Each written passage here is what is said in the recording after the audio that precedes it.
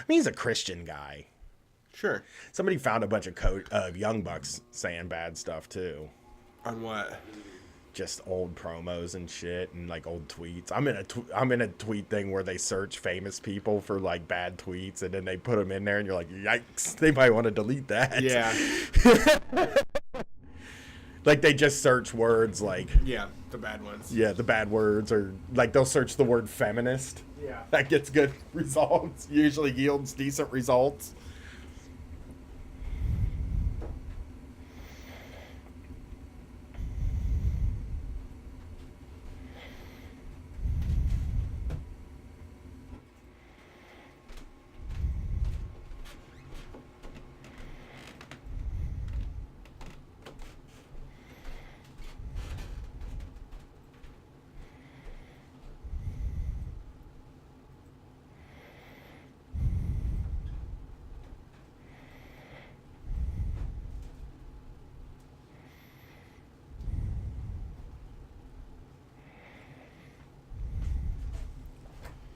Oh my god.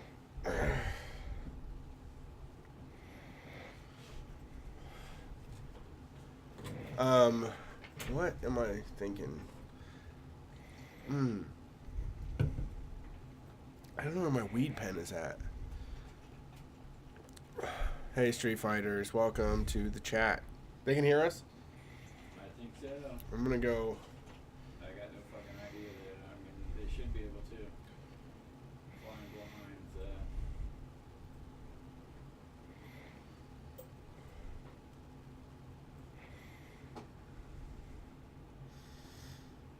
I hope this works out as like we want it. They can hear us, Jason. You can hear us. No echoes? Any echoes or anything like that? Ask them in the chat. I am. Can y'all hear an echo? Chatty boys and chatty girls, And NBs. chatty theys. Chatty theys. That's great. Theys should take over boys. I've been getting better at they I lately. like theys better.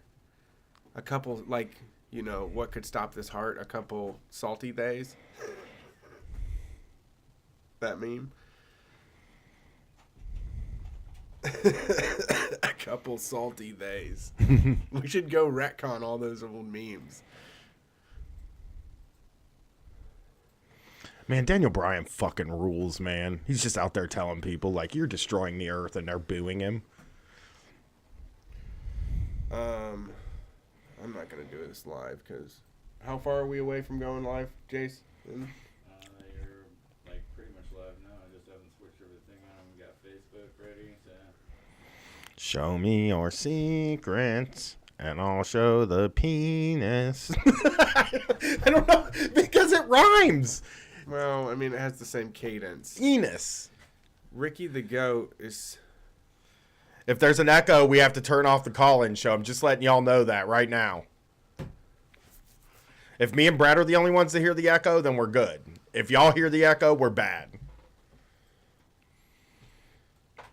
Daniel Bryan looks mean as shit, dude. Look like a mean Jesus on here. Ugh. Oh, he looks so mad. He's like so irritable. With his wooden ass belt. I love it. Wooden hemp belt. I know. I knew you'd love it. I figured that'd be the thing got you back into wrestling.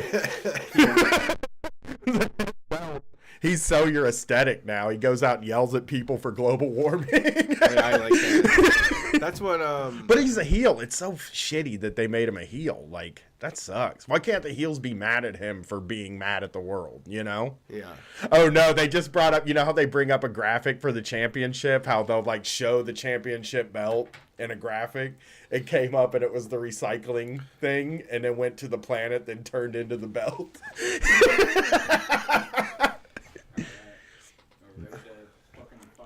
Let's do it, man. Let's go live. Let's do this show, man. I'm ready. Here we go. We're doing it. Are you Did ready? you start it? Yeah. It's fucking going. Did you do the animation? I didn't do the animation. Let's just start it. Let's not add anything here. Let's fucking do the show. Cameras on? Yeah, you're good. They can see us? Yeah, you're in the show right now. Sorry. All right, you ready? Kiss me. Okay. Guys, I'm not watching a chat tonight because I'm watching wrestling, so apologies. Oh, he looks so mad.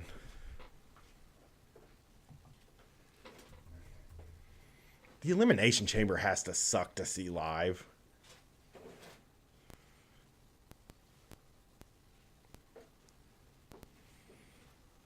Okay, I can see it now. Oh, my hair looks atrocious. I think it looks beautiful. It's Go get your it's tiny soft blanket. Soft and fluffy.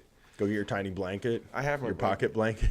Oh. We wanted to buy you a heated blanket and a heating pad, but then I was like, it's gonna be fucking spring before you know it, and he ain't gonna want that shit. Well, next year I will. I wanted to get you one that plugs in a car for when we're on tour. That would be pretty nice, actually. I don't think they make them, but I wanted to do it. I was like, I'll just get him a fucking car blanket. I don't know where my weed pen is at.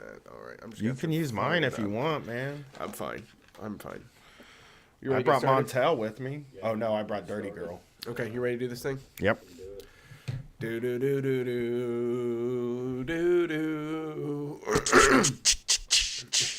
Hey everybody, welcome to Street Fight Radio, your number one anarcho comedy radio show on any station across the nation. Thanks for being here.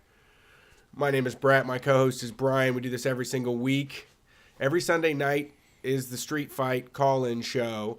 We've been having a lot of issues trying to move this thing around and make it work. We had to pull the ripcord last week and get out of there. But we've got something working now that I think is going to happen. There's some people in the queue. I think we're ready to take calls.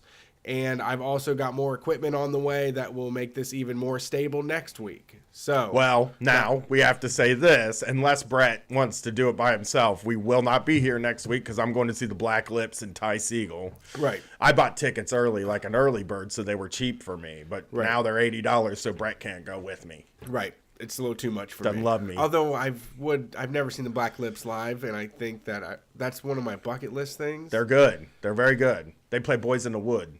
Them boys are wild. Yeah, You see that live, you'd be going crazy. I will. Yeah, I might end up. I don't know. We'll see. Well, I'll be there. If you're in Columbus and you go to the Melted Music Festival, it's a art installation, but it starts at 1 p.m. and I plan to get there at about 6 because I don't show up to anything on time and I'm not staying somewhere from 1 to midnight ever. Yeah. I will never stay at anything for 11 hours again now that I've quit working real jobs. Yeah, it's tough to do for sure. Like, can you imagine just sitting in a bar for 11 hours like that? Like, what do you even fucking do? Yeah, it's hard to keep like a good buzz going too without like bottoming out or like flying too close to the sun. Well, you get and too high. burning yourself, And yeah. then you're like, you get the kind of high where you're like, I just want to go I home. just want to go now. Yeah, the music's too loud and I'm Or bored. like the music, you get so high the music doesn't sound the same anymore. You're like, is this what it sounds like on the album? Yeah. You're I mean, like, I'm what is excited. this? I'm excited now. I am like really playing ignorant right now because it's Ty Segall and White Fence. Uh-huh. But I'm just setting myself up to think Ty Segall's going to play some Ty Segall hits.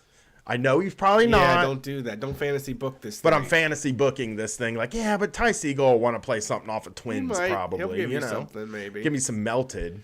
Yeah. Please Hopefully. don't be sad, my baby. Now that song, maybe that'd be good. But yeah, Brett's sick again. I have a sign. I'm coming up. I'm beating my second sinus infection of the year. I Yeah. don't know if there's going to be a boss mode next. Usually there is. You have to do it 3 times, but we'll see. He's been on half power for a few weeks. You know, I'm back at full. I'm back at full power. I'm feeling okay. Had a long day today. I had to get dinner, which Yeah. is my complaining Stuff. thing. I'm just complaining about it now.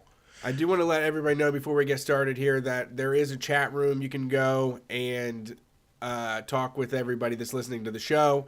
Happens every single week. We do this Sunday nights, 9 p.m. to midnight Eastern Standard Time.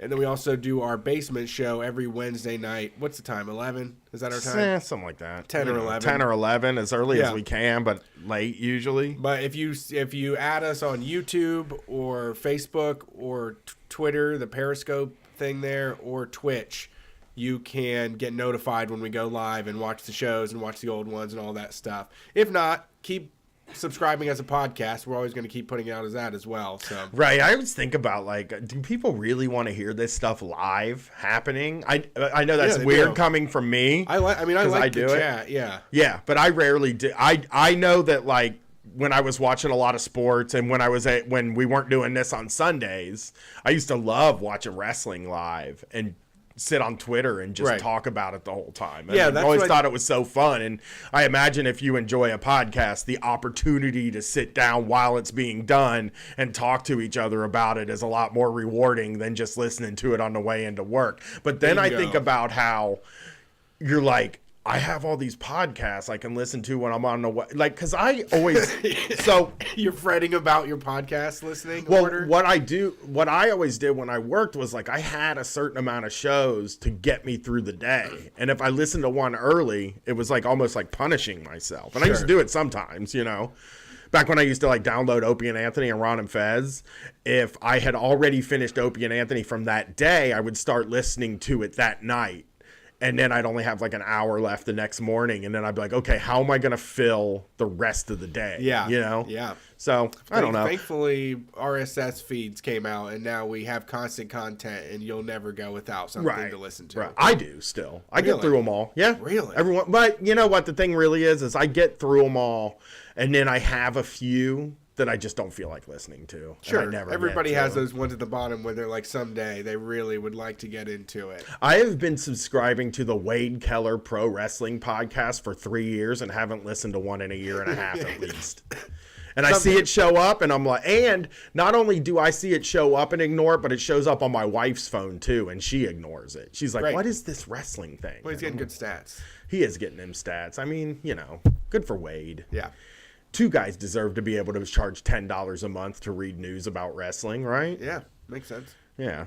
So, you want to take some calls, man? Let's Yeah. see if we yeah, can get that's these what we're people on here the for. phone. Yeah. Yeah. Let's see what these people got to say. Let's see how this works here. I'm getting nervous.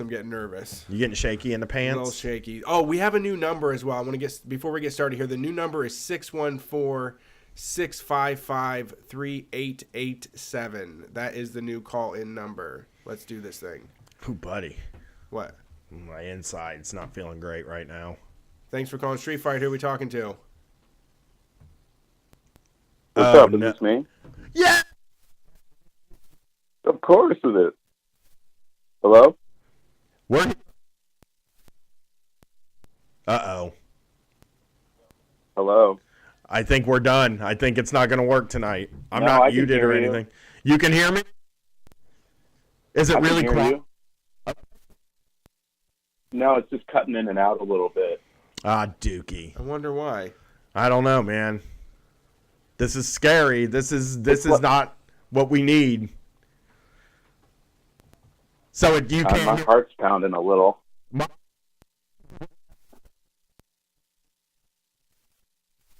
It's totally cutting. All right. Well, shit. Someone keep people saying the sound gate is cutting out. Oh, the sound gate is cutting out. That sounds right. I mean, that sounds like something that could happen. What if I scoot back? Is that better? Am I coming in now? Yeah, it's like fine when you talk for a while, but then once you first start talking, it like cuts out. But it seems fine now. All right. What's up then? What's up? How you tonight? Who's this? I'm good. Calling out of Iowa City, Iowa. Just shoveled my sidewalk. We got a good foot. That's the city we were supposed to go to, but we messed up. Yeah, So- we went to Des Moines, Iowa, and everybody told us go to Iowa City, Iowa. Oh, really? Yeah, we botched our Iowa. Our No Iowa shit. show got botched. No But- shit. Yeah, I think I missed you guys in Des Moines by like a week or something.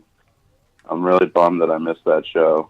Yeah. It was fun. I think, like, again, Des Moines seemed like a city that not a ton of people come out. I didn't feel like a lot of people go out at night there.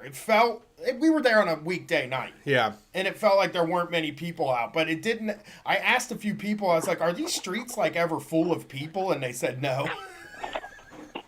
No, it's really vacant. Like, I've gone to shows there and stuff, like where you went at the Vaudeville Muse, and that's basically like feels like the one street in the whole city where anything is actually occurring. That's wild, because like. But Iowa City's bumping. It's a college town, so you got lots of Cheap Fireball. crazy, drunk college kids running around all the time. We should have gone to Iowa City. We should If check that's and what see if you're there's a into. college. We should check and see if there's a college close to where we go from now on. That would be smart. Yeah. Well, Iowa City just, I think this is one of the things I wanted to talk to you guys about. I don't know. I'm getting sidetracked. Iowa City just started a DSA, and they're starting a tenants union, which is kind of something I wanted to call in and talk to you guys about last week. That's really cool. Because it's a primarily like college-based renting demographic for most of the town, because it's a huge state school, and most of the houses and apartment buildings are owned by like these huge apartment corporate enterprises and whatever, that like own like 20 different apartment buildings and like 50 different houses all over town, and they just have like some tiny ass little office in like the suburbs and don't really do anything. So the DSA here, which I'm not really involved with, but I know some people who are, and I'm not really sure what the specifics on it are, because it's just kind of something that's starting up, but I think it's really cool to try and get a tenants union going to get like some representation for all the students here that are just getting ripped off. Like there's a huge history of all these apartment owners, we've had landlords, like similar taking things people's here. deposits and shit. Right. I mean, that's the majority of what goes on here in Ohio, is that we have a lot of like scammy rental people on campus that are just like, you had these infractions, I'm not going to give you your deposit back. And it's like, wait a second, I cleaned the place and returned it in the same, They also don't do any repairs. They let people live in like disrepair That and too. mold and shit. They charge them a bunch of money, and they just assume that college students don't know that stuff is bad. It's that whole stereotype about like, oh, college students can't work on anything. They can't do home improvements. They don't go to Home Depot type of shit. And then, if somebody brings something up, they're like, well, what if we evicted you then? No, I mean, that's basically the situation I'm living in here. Is I got a spot that's downtown, and it's ideal for me because I play in a lot of bands and shit around here. I'm not in college, but, I like being closer to town, and then where I work is downtown too. But, that basically means I live in like something that's meant for a college student who, doesn't really care. But our house is just shitty. I mean, it's cheap, but when I moved in, there was like a broken window, and like it's like really poorly insulated. And it's all I hate that. That fucking makes weird me. shit. The furnace is from like the 1800s or something. That window shit. We've had so many callers call in on campuses and say their apartment has a broken window, and it's like, how? They just How does that cover it with happen? natty light boxes. Yeah. And I never reported it to the landlord because I don't want to like get them involved. We had our refrigerator break the week after I moved in, and instead of them like coming and fixing it, they wanted us to like get the serial numbers and stuff so that they could like file it under an insurance claim. And they ended up getting us a brand new refrigerator, but it took like 2.5 weeks or something. I had to go to a thrift store and buy a mini fridge. So me and my roommates were just cramming everything into a fucking mini fridge. Yeah, that's hard to do. But yeah, I was like afraid to, report like any damages to the landlord. I mean, I'm like pretty handy. I ended up like fixing the window myself for $50 and just going to, rather than dealing with their whole rigmarole and like, having to wait and have somebody come and look at it and potentially get in trouble. And Right. I don't want them to take my deposit away and blame me for it. Right. They're definitely going to use that on your record. Yeah. Yeah, that yeah. sucks. I remember there were some know. people when we were in Iowa were saying that there wasn't a lot of radical stuff going on. So it's cool to hear that people are, picking up on what DSA is doing in other cities and taking it, to places like Iowa City. That's great. Yeah, I think it's pretty new. I think they just kind of got it going about a year ago. Just today, I saw all these weird posters around town that said "Keep Iowa Nice," which is like a phrase like Iowa Nice, or like I'm sure anywhere in the Midwest, like Minnesota Nice or Ohio Nice or something. Just like that phrase that you say, like, oh, right. That thing, just Iowa Nice or whatever. It's just the demeanor of people around there. But the poster says "Keep Iowa Nice, call ICE," and then it has the ICE phone number. Oh no! And there's just like these posters up all around town. Yeah. Shit! Wow. Yeah, I mean those fuckers are very motivated, and one of them, they don't mind flyering the whole town by themselves. That fucking sucks. Yeah. Yeah, so that was one of the things that the group here did. And sorry. Well, that's good. I mean, I have that in my neighborhood. There's some Patriot Prayer assholes and some sort of like Identity Europa type people. Those flyers show up in my neighborhood about once every 2 or 3 months, and nobody knows where the fuck they're coming from. I mean, no one catches them, I guess. Yeah. Have you seen those "It's Okay to Be White" flyers or stickers or whatever? Not in real life. Those were kind of a big deal like a year ago. No? Yeah, I haven't seen them in real life. I've only seen them online. Those were like a big thing around here. Like whenever the Women's March was going on, there's just like one like Reddit troll dude who they figured out who it was, but he was posting like thousands of those on like every car window in all the parking garages and like stickers on every telephone pole. Right. Yeah. And he just like have to send out all the... We just sent out all the punks over a couple days to just like rip them off all the phone poles and shit. Yeah, I mean, it just takes the community taking care of the trash, taking out the trash, but it is obnoxious. And there is a lot of I see responses to it as well. Usually whenever someone flyers here, then there's like an anti-racist group in town that puts up flyers in response and usually tries to let them know that like they're on notice. So we even had on my running trail, like the big Olentangy trail that runs through the middle of the city, you can bike and run and all that stuff. Someone tagged it and it said, "Nazis, we are watching you," and it had a big eyeball on it. And they did it like 2 or 3 times up and down the trail because people had been like putting some fucking graffiti in there. It was interesting to see the back and forth. Yeah. Yeah, I love that. It's like real life Facebook feed. Yeah, it is. It is. that discourse, that real life discourse in paint. Well, thanks for calling, man. I appreciate it. Brian. Yeah, no, man, I appreciate it so much. I love you guys. I just started listening not too long ago, and I feel like I identify with every aspect of the street fight ethos. I feel like I found my crew here. Everything from the fucking payday advance bullshit, like I went through that a few years ago, to like the shitty warehouse jobs and fucking service industry jobs that you guys hadn't talked about. I just feel like I'm right there. Well, thanks, man. We really appreciate it. To just hear people talking about it and sharing their stories. Yeah, Brian had to take an emergency bathroom break, so that's why he hasn't responded in a while. But I will let him know about your kind words. But I do appreciate it.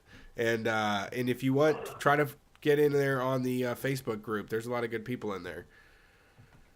Yeah, hell yeah, man. All right. Have a good one. Thank you. You too. Bye. Yeah. All right, I'm going to keep this thing rolling. Like I said, Brian is taking some time away from the microphone for himself right now to collect his things and then eliminate them. So let's see who's on the phone here next. Thanks for calling Street Fight. Who am we talking to? Me, really. Hello? I can kind of hear something. It sounds like a ghost. It's like you want to come through. Hello? I don't know if that one's going to work. Let's hope nothing changed between the first caller and the second. I'm just going to call that one a Skelly for now. Let's see who's up here next. Thank you for calling Street Fight. Who are we talking to? Hey, can you hear me? I can. How's it going? Good. This is Dan from Akron. Dan W. How you doing? Oh, hey, buddy. How's it going? Not too bad. How about yourself? Doing good. Glad the phones are working again. At least a little bit. In a little ways they're working, but we'll be up to full capacity Yeah, soon. halfway. Good to hear. Good to hear. So what's going on tonight? So, not much. I wanted to call in about my first ever job and how it relates to my current one. Okay, I like this. So, my first job was at America's Rock and Roller Coast, Cedar Point. Uh-huh.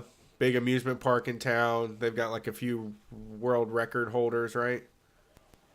Or did at one point? Yeah, they did. I was a big coaster enthusiast at the time, not so much anymore, but that's why I went to work there. So I was in the games department at the time, so I won't say I was a carny because Cedar Point, like, you had an employee handbook and stuff, which most carnies don't have. Right.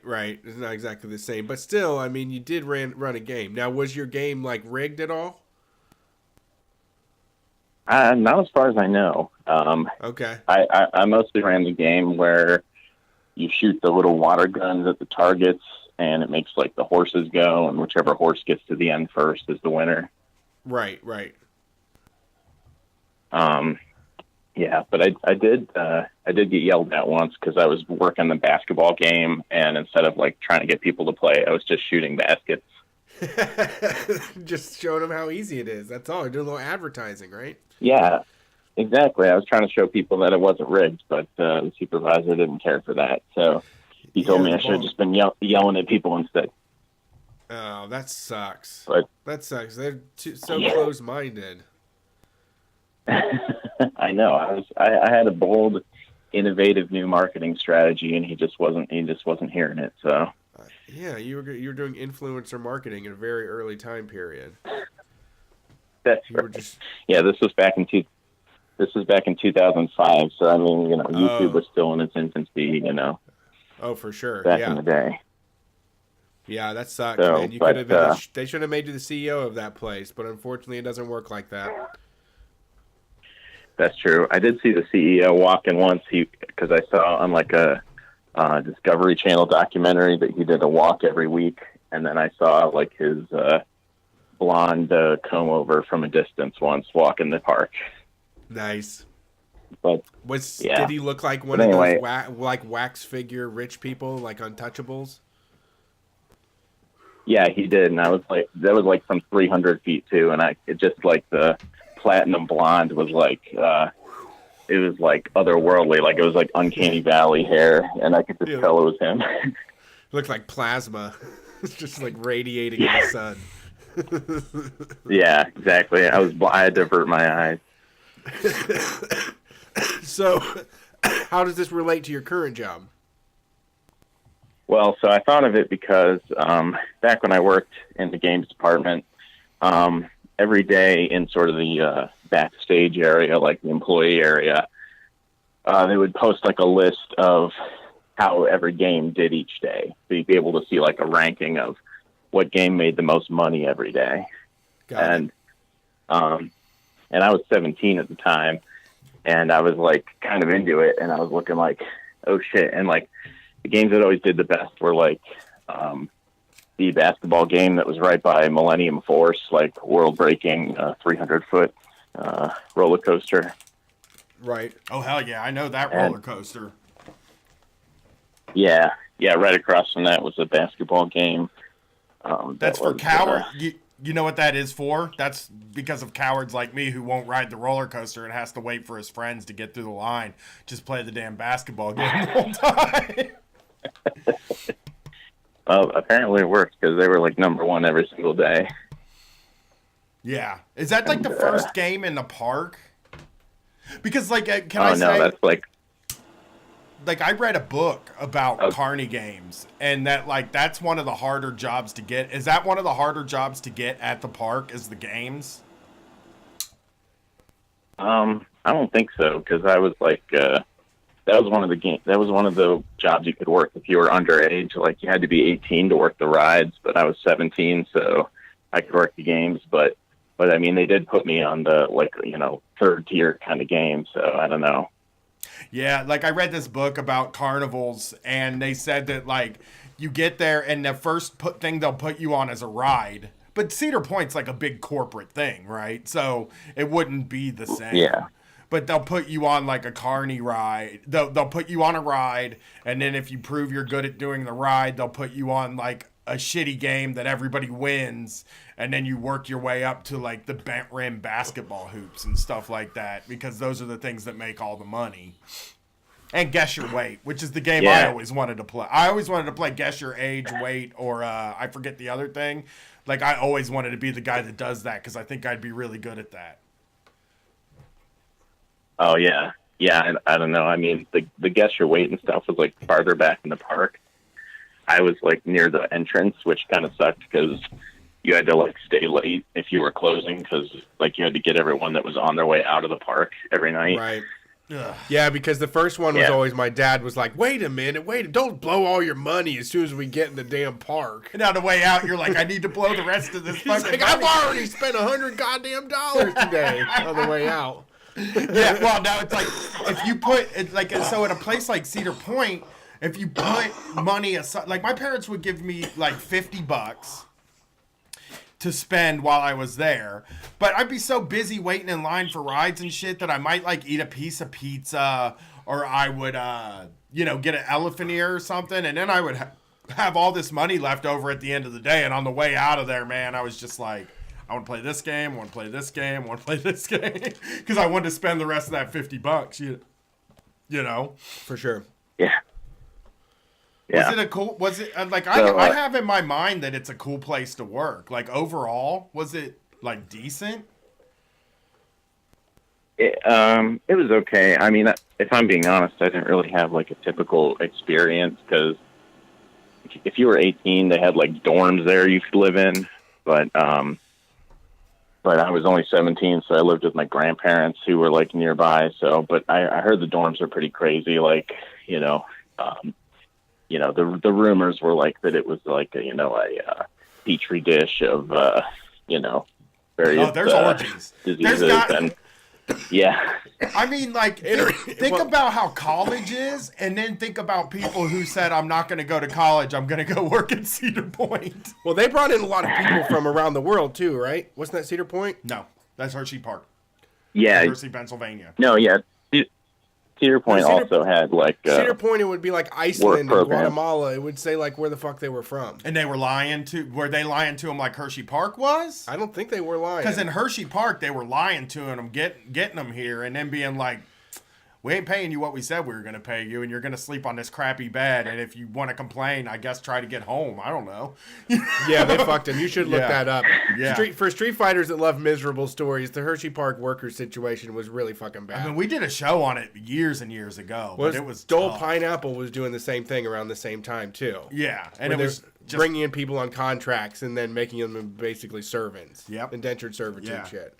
yeah. Were you making Yeah, okay yeah, I money mean, there? I mean, for a 17-year-old, yeah, with no Okay. expenses, but I don't even remember what I was making. It was above minimum wage, but not by much. What were the bosses? But like? yeah, I mean, I was working with.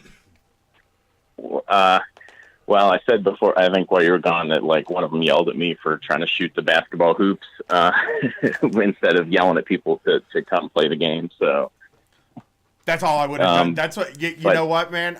There's nothing wrong with that. I identify with you, and I will tell you that when I worked at Chuck E. Cheese, that basketball game I played that thing like. I would come in I'd work 4 to 10, and I'd probably play that basketball game 100 times, and that's 6 hours. Because I mean, that game, it's addictive, and if you get super good at that at the Carney level, then you can win shit. Because that game is so fucking hard to play. Those rims are just the worst. Yeah, it's a weird shape. Well, it's non-regulation for sure. And it's like, don't they put another smaller rim and weld another smaller rim on the inside of it? Because I've seen that before, too. Where it's like a rim with another rim welded. I mean, they don't lie and say they don't do it, but you see it and you're like, shit. I've spent so much money trying to do that. They have this carnival that comes by my house every year. And one year I went and got $20 and just slapped it down on the table and was like, because they had jerseys. I was like, I'll win a basketball jersey. That would be fucking cool. And I figured $20. I'd have like a lot of shots. And it was little balls. It was the little basketballs. And it was a rim with another rim welded on the inside. It's just fucking impossible because like you can't shoot those little basketballs the way that you would shoot a regular basketball. And like, it just because I could make, out of 15 shots, I can make some.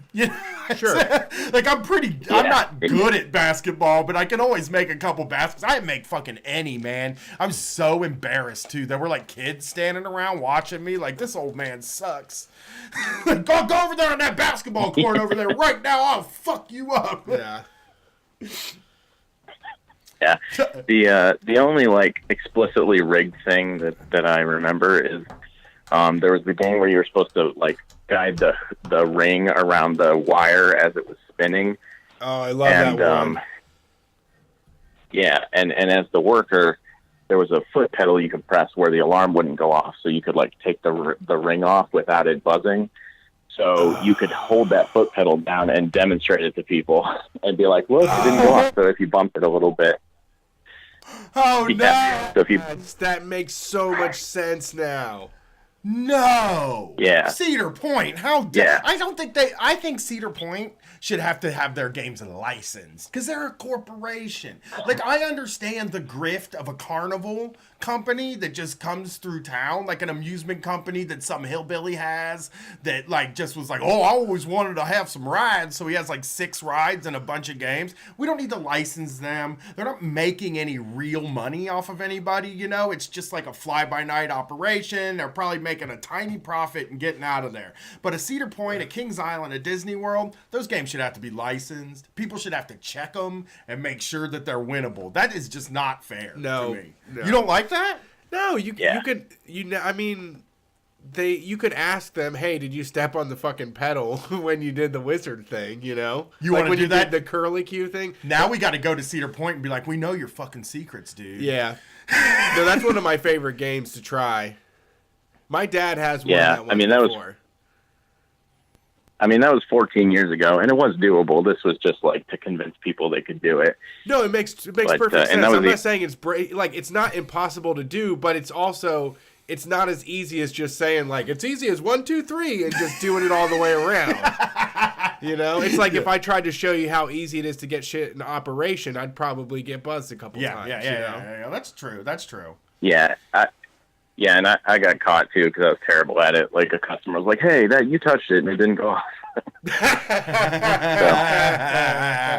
I mean, you know what the problem with that is, dude? Is that, like, it's all... You're so suspect to every single person that comes up to the game that, like, that's not a teenager job. That's a seasoned carny job. Yeah. Because they're the ones that are smooth enough to make this stuff happen without anybody seeing. Because I've watched carnies like the BB gun game. Well, they're like, no, it's easy, and then they'll just get out and do it. Yeah, I would say the Ohio State Fair has like a level of like really well I mean, really, guys that are really good, guys and gals that are good at their jobs when it comes to like getting people to play the games, like they're expert level. Like they'll pretend they'll act like they're stupid so that you think you can take advantage of them. They'll question your manhood. They like know how to needle everybody, make it look easy, whatever it is. Like they're extremely skilled salespeople. I wish I could shadow one of the good ones.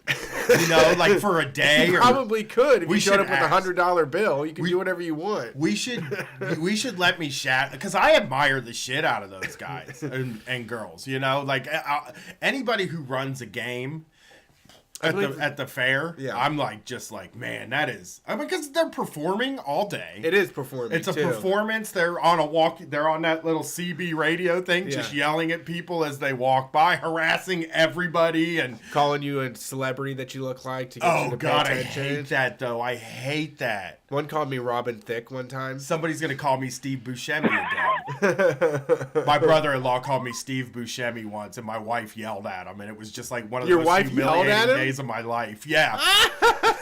Wow. He was like, Brian, you look like Steve Buscemi, and my wife was He said, like, how do you know your name? because he was my brother-in-law. Oh. My younger brother-in-law, he I plays thought in you a said band a now. carny. I thought you said a fucking carny. No, I would said think a that to you. carny would do that. My younger brother-in-law one time was like, Brian, you look like Steve Buscemi, and my wife was like, you shut the fuck up. How are you going to be so mean like that? And I was like, well, that's not nice to Steve Buscemi, Yeah, though. he's great, dude. He does fine. Yeah. Yeah. That's cool, though. Yeah. I mean, really, you worked one of my dream jobs when I was a kid, because, like, I'm afraid of the rides, but there's nothing fascinates me like an amusement park. And, like, I could sit and talk about the behind-the-scenes shit all the time. Like, because I feel like I'm really scared about, like, I'm weird about open spaces, right? With a fence around them. I've told you about this before. Like, I have like a weird fear of like big empty buildings and places you're not allowed to go. So like, I don't have it anymore. I don't have it at bars anymore because I'm allowed, like a lot of times when I perform, I'm allowed to like go anywhere I want. But back in the day, I was like really afraid of the green room at a bar. Or when I go to Cedar Point, when you walk by employees only places, that's just a gate that you can't see through. I can't like stand by that because I'm weirded out by it. Or like if there's a ride that's shut down, I'm weirded out by standing next to a ride that's shut down. Like a ride that's not moving, that there's nobody on, is weirdly scary to me. And I don't know what it is. Why even have that I don't- inclination? It's not a choice I make. You don't It's want to try to get rid of it at all? I don't know how. I mean, I don't know. I man. used to sit, I did try at one point when I worked for the cable company, there was a big Macy's that was closed down and had been closed down for like 5 years. And I would park my van next to it and like fill out my paperwork, but I would like always fucking get like, I'd do it for like 5 minutes. I'm like, this is too fucking much. And I would just leave and go sit by like Sears, which was still open. And I was fine with it because there were people in there.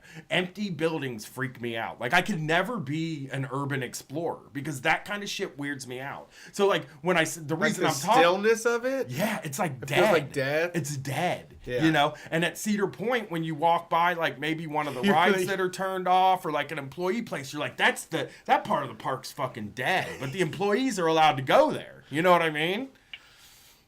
Yeah, I don't. Did they I let you- don't know what you mean. But Did they let you thanks come for in on sharing. days off? Were you allowed to come in on days off for free? Yeah, your I employee was gonna badge say. got you in for free. Oh, I was gonna throw this fucking computer out the window if they didn't give you a discount. I swear to God, I was gonna get so bad if you didn't get into the park for free.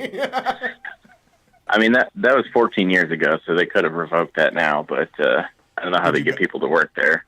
Did you go a lot on your days off and shit? I didn't have a driver's license and my grandparents were driving me, so it wasn't that often, but Because yeah. Brett bought a season pass. Brett bought a season pass to a water park last year and didn't go as much as you didn't go as much as you thought you would, right? You only went like 3 or 4 times, didn't you? Well, it's still valid. Okay. But I just always think whenever you have unlimited access to one of these places that you think is like the funnest place in the world, Yeah. you're less likely to. Well, I just wanted Like, to use get it. my value out of it. I knew we were going to go every single year because every single season. Because you can go when it's hot. You can go when they do the Halloween shit. You can do when they do the Christmas shit. and then you can go again in the summer. I mean, So- I'm not bad mouthing you. I just always think about like Well, Cedar Point is the type of place where you would be like, man, if I fucking live by Cedar Point, I get a season pass, I go there every day. And then you move there, you live next to it, you go 4 times in a year because you Yeah. just don't think about it, you know? Well, also the water park is like so far away. It's in our city, but like it's on the complete. It's like a 45-minute drive. It always ends up being tons of traffic, and yeah, it is a lot to prepare for one of those days too. And you got to have a lot of money. Yeah, just with traffic. There's a lot of Yeah. traffic up there too. But I did pretty good. we Still, went last year and I didn't get to ride a I single think ride. the worst is not really the thing that I think about if you're dealing with people at the amusement park is that was our family vacation every year. Like that was it. So like you have people that are expecting the world. Like they are expecting this to be like a magical, memorable day. They've saved up their money all year to do this thing, you know, Right. and it better be fucking fun and good, and they better win a prize. You know? Cedar Point was the same. Like not Cedar Point. Chuck E. Cheese was the same, dude. Yeah. They were putting me, a 16-year-old dude, druggie, in charge of these kids' birthday parties. And it's like I make or break an 8-year-old or a 4-year-old's birthday party. That is like a really bad allocation of like human resources. Yeah. You know what I mean? Yeah. Like there's no way I'm gonna do this well because I don't give a shit. And you're right. Cedar Point's the type of place where Brett's dad goes and yells at everybody all day, right? Yeah, for sure. That's what a lot of our time was there. You get yelled at a lot there? Well, when I was there in 2005, and the game I worked the most often, the prizes were Family Guy. So I'd get like dad coming up like, I'm winning that big fucking Stewie no matter what. Gotta have it. like they'd play like 8 games in a row till they won the giant Stewie for like their disinterested teen, and It's it so worked out pretty well. embarrassing. I love that. Dads suck, like, at figuring out teens. Like, nobody's as bad. Like, I'm gonna have a class for everybody I know that has a kid that's gonna be a teen. I'm gonna give a class when all your kids turn 10 years old, and I'm gonna give you all of the tips that I have figured out on how to be a cool dad to a teen. Well, Because yeah. it all changes when they're 14. It's a new skill set. Like, you've developed this skill set when they're a little kid, and then it has to evolve. It can't stay the same as when they were 5 and 6 years old, you know? Well, yeah, that's shitty too. But that's that's a really horrible situation too when like a dad is like such an asshole that they just remember from something 2 years ago. And they're like, I'm gonna get it for you now, and it's like I don't fucking like that anymore, you know. And then you're an asshole. It's like, sorry, you should have paid attention, you know. Or I'm it's on like- the new shit. It's Yeah. like me with like my daughter used to watch wrestling with me, but she doesn't like it anymore. But if I started trying to get her back, like, oh, you know how you like wrestling, Right, no, if you went out and spent $400 on like a Sasha Banks replica belt or something for her and gave it to her as a gift and be like thought she was gonna love it, it's like you're an asshole. You're a selfish asshole. You haven't paid Pay attention. Yeah. Yeah. I mean, I had to learn how to like just let go, because I think what happened with my kid in that regard was like my endorsement turned into a liability with her anymore. Like, so if I endorse something, we just had this conversation the other day. That Shane Dawson video just came out about conspiracies, and she's like, Dad, you should watch this Shane Dawson video. And I was like, I'll watch it, sure. And she was like, you don't act that excited. And I was like, well, things that are made for you aren't made for me. Right. And things that are made for me aren't made for you. It's like, if I watch the Shane Dawson video, there's a high probability that I might not like it because it's something that a 14-year-old girl likes. And it's just, I'm not into that kind of thing. Just like if you tried to listen to, if you tried to listen to Doughboys, you'd be like, this fucking sucks. This isn't funny at all. Doesn't make any sense. You know what I'm trying to explain to her? She doesn't get it. Oh. But, you know, what are you going to do? She doesn't get that, like, things are made for different people. It's okay not to like. But I'm going to watch the video, I think. course. I'm just going to watch it because You should. it's 90 minutes, though. Oh, dude. wow. Yeah, they're Whoa, wait, 90 that's minutes. a whole movie. Yeah, some of them are over 2 hours. There's a lot of Kurosawa movies I haven't seen, Yeah, kids. so I'm So gonna watch this guy talk about how Chuck E. Cheese Frankenstein's their pizza. Yeah, I don't know, which man. is a BS conspiracy. It is? that I'm getting yelled at. For Everybody now. keeps asking you to give it up. Right, and then they tell me I'm covering for Chuck E. Cheese. Like, why would I? I love. I fucking think this is owning good. these I things. mean, more than anything, it would be hilarious for you to say that they stitched the pizzas together with leftover slices. But not everything's a conspiracy, right? If everybody wants to believe it, somebody posted the perfect example. It must have been somebody else that worked there at some point. It's like they don't use a pizza cutter like this. They use the knife, The blade. the big blade, and it's people like me cutting the fucking pizzas. Like Yeah. it's 16-year-old people. Right, you're like not paying me cutting attention. it. You're just know you're supposed to cut it like 4 times or Yeah. 6 times. You just go cut 6 times. you Yeah, know, and then whatever. you throw it out, and you're doing 100 of them a day. You're just throwing pizzas out all day. There's no fucking way you're going to get them all the same, and Right. they're going to look a little weird. And people fucking really think, like, people are like, come on, Brian, stop sticking up for Chuck E. Cheese. I'm like, what Never. is my interest in Chuck E. Cheese? What is my interest in Charles Entertainment Cheese? Maybe we could move into the kid's birthday party. You know, Let's have Street Fight's 9th birthday party at Chuck E. Cheese. we have a lot of people on the line. Okay. And Dan wanted to tell us how this related to his current Sorry, position. Dan. Sorry, I cut you off because I came down here in the middle of your conversation. I'm Yeah, horrible. he's feeling 3 pounds lighter. Hey, come on, that's not what I did. Feel sorry for your wife and daughter. All right. That's okay. All right. So real quick. So they would post the results of the games every day, and I would like check them religiously, like, oh, how do we do? And one day I got number 1, and I was like, oh shit, I can't believe I did it. But looking back, it's like, what did it matter? I didn't get a cut if my game did better. So Yeah, I only and then, care if I'm getting a gift card out of it. right. So now I work, a more white collarish job nowadays, 14 years later. And, last year we're sitting in a quarterly meeting and they're like, this quarter we had record sales, record volume, record profits, and everybody clapped. And I was like, this is just like Cedar Point again. Like, I'm not going to see any of this fucking money. Yeah, we've got a chart here that says how much money you've made us today or this year. Yeah. Oh, that's funny. Yeah, exactly. And everyone's clapping, but it's like, it doesn't really change anything. So.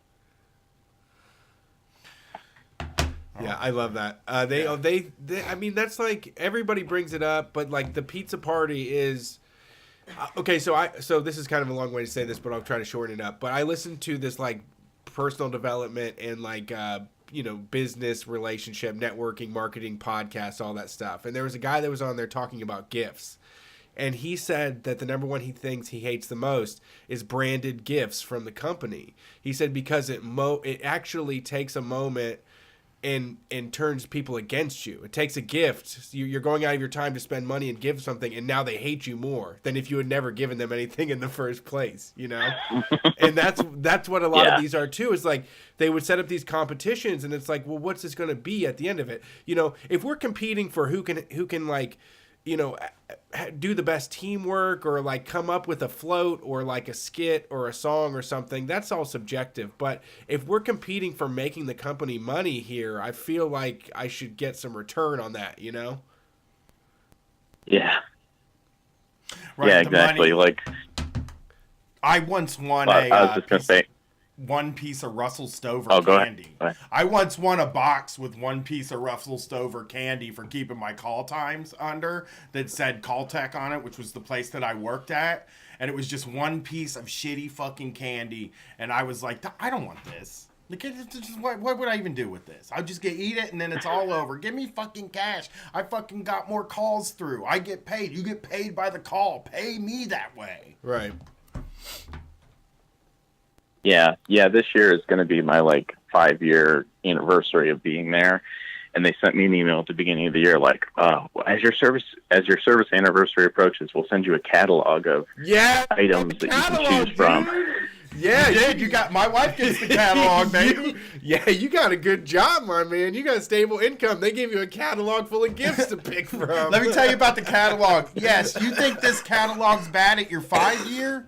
Wait till your 20-year when they send it to you, and you're like, "This is still all I get." Yeah, they're like, no extra points, no nothing. Oh, really? No more No, points? it's just the fucking same catalog. Like, they should give you the black card. They should give you the black card to the catalog, right? You just get to order everything you need out of there. Yeah. Yeah, no, I only get to go to the first chapter. Oh, shit. Oh, Well, keep working there. Eventually, you're going to be able to get a Cuisinart coffee maker. well, you'll be able to get a immersion blender that breaks in fucking 2 days, or a waffle iron that doesn't like make waffles actually.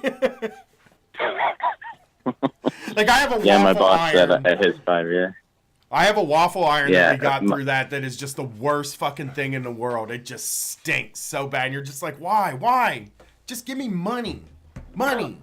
They don't understand. It's like they're being willfully ignorant that we're all just there for money. Like, oh, yeah, I got a Right, great yeah. gift idea. Money from you. You're the people that give me money. No. And I give you work. That is the shitty thing. And whenever you bring that up, too, when you're like, I'm here because I want to get paid, they're like, oh, this is so crass of you to bring it up. It's like, it's the only reason I'm here. Yeah, it's so crass. Oh, you're like a grifter or something. What is Rolling in this? here wanting money for each hour you work. Why are you sullying this transaction? We're just hanging out together and trying to make sure our business does good.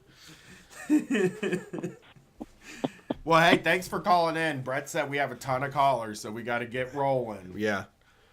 All right, have fun. The fucking catalog. I love that he got the catalog. That's good. I love the that's- catalog. The catalog is, I mean, that's a regular part of life now. I They got to look slide, up. you get that email, dear _ Yeah. Let's look up- Thank you for your service with our company. We want to give you a reward. I'm going to look up the rewards catalog and find out how much it would cost to get Jason, Jake, and Steven the rewards Oh, you do? catalog for Yeah. their service at the end of the year. They'll custom stitch our logo on anything. You should get the cheapest fucking hats possible that just Hi. say Street Fight on them. Hi, I run a small business. I would like to get your rewards catalog for my 3 Hey. employees. Hey, I have just a quick. Could you make a special case for us? We only have 3 guys here that work for us, but they work so hard and they're so special to us, and we just want them to get polos Let's with get- our name, let's with our get company's Jason. name on it. Steven, Jake, the admins in the Facebook group, Serena, and we'll get them all a catalog, but only let them shop off of the first Yeah, chapter. they get 100 points. And then we'll also give them a ham at the end of every Okay. year. Can we send them a ham? Well, you're gonna have to put this in writing. Or Let me look up the handshake it. ham money. Let me look how much a The gift ham, yeah, I costs. know. You're getting us deep. It can't be that much. The businesses are handing them out like candy. All right. Thank you for calling Street Fight. It's spinning. It's spinning. Don't spin too much, though. Don't spin out on me. Oh, criminy. Hey, thanks for calling Street Fight. You've won a gift ham. Woo! Is this me? This Yeah, is you. for all of your hard work this year and all the care and consideration you put in your job every single week, we've got you a salty piece of fucking ham. Hold on. I'm looking up how much a Oh, gift wow. ham is. Man, I haven't had meat in a couple 3 years, man. But shit. Well, we'll send you meat, and then you can maybe re-gift it at Christmas time or something like that. Yeah. What about the person that called in last year that was like, well, they handed out gift hams, and I told them I was a vegetarian, so the next year they just gave me a coupon for Tofurkey. Yes. So we'll send you a Tofurkey coupon instead. I have a bunch of field roast coupons I can print out. Man. All right. Well, I'll go for it. I don't know. Like, how do you guys? Because you, Brett, you've been vegetarian, right? Yeah, Like- for a while now. Yeah. Yeah. Okay. But how do you feel about the fake meat? Like I know some vegetarians. I'm not particularly one of them that just like won't even eat fake meat because they don't want to like be eating meat. This might be a special case. I have a buddy who's like started when he was like 6 or something. But Yeah, I understand that. I mean, maybe that person probably didn't develop the taste for it, but I lived off of it Yeah. until I stopped it, so I definitely have a taste for it. Yeah. I also am trying to get mussels and shit, and it has a lot of protein in it, so it's good for that as well. yeah. My wife has Yeah. been vegetarian for about a year and is not eating fake meat at all. Pretty much lots of beans and shit. But she's like, I made a Yeah. pot roast a couple weeks ago, and I bought her fake beef tips and basically made them just like the pot roast, but without beef stock in the gravy. And she liked it. She said it was good, but she was like, it wasn't really scratching an itch that I had or anything like that. So, Yeah, I like the breaded chicken sandwiches, dude. If you cover them in hot sauce, I mean, they're just like a spicy chicken sandwich. I mean, the thing about the fake meat is that it's pretty much even to the lowest quality stuff that everybody's crazy about, you know, like cheap chicken and shit, chicken tendies and all that. Yeah, so. exactly. I do eat a good amount of it, and a lot of the companies also have like the generic versions, like so I'm into that as well. And Aldi has done a good job of coming up with solutions for all that too. So I'm definitely into it. Yeah, it's good. Yeah, because it can be hard to eat vegetarian if you're like on a budget. I feel like I had a friend who had to go out of veganism because he couldn't afford it. I was just like, shit. Well, yeah, I mean, the trouble you have if you do it and you're trying to replace like regular old meals, like you're going to, send yourself to the poorhouse. You know, vegan sour cream is 3 times the price. Everything is so expensive. But if you're living off rice and beans and vegetables and stuff, I mean, you can get by pretty easily. Tofu and stuff is pretty cheap. Especially like it's crazy because at like the regular grocery store, tofu is like $2 and $3, but there's like a Chinese grocery store at the end of my street where it's 89 cents a block. You know? Yeah. I'm looking up gift hams right now. Okay. They have gift certificates for like any brand of these things, and you can get $10, $15, $20, and $30. They don't tell you what it would pay for. Right, like that. So, like, you can't just buy somebody a ham. You buy them a portion of a ham. You could either buy them a ham and a half, or like a ham and a quarter, or a half of a ham. Like, however, so you'll have a gift coupon that you can only buy ham with. Oh, or turkey. Ham bucks. Ham bucks. I mean, that's pretty valuable. Ham bucks. So you'll have ham bucks. So. Like, these employers are just going in, probably giving you $20 on ham and just popping it in there. And it's also like rebates where they're kind of gunning on the fact that half of you aren't going to trade it in, right? So they probably got to deal with the ham people where they're like, you know, we pay $10 for $20 in ham bucks, and you know.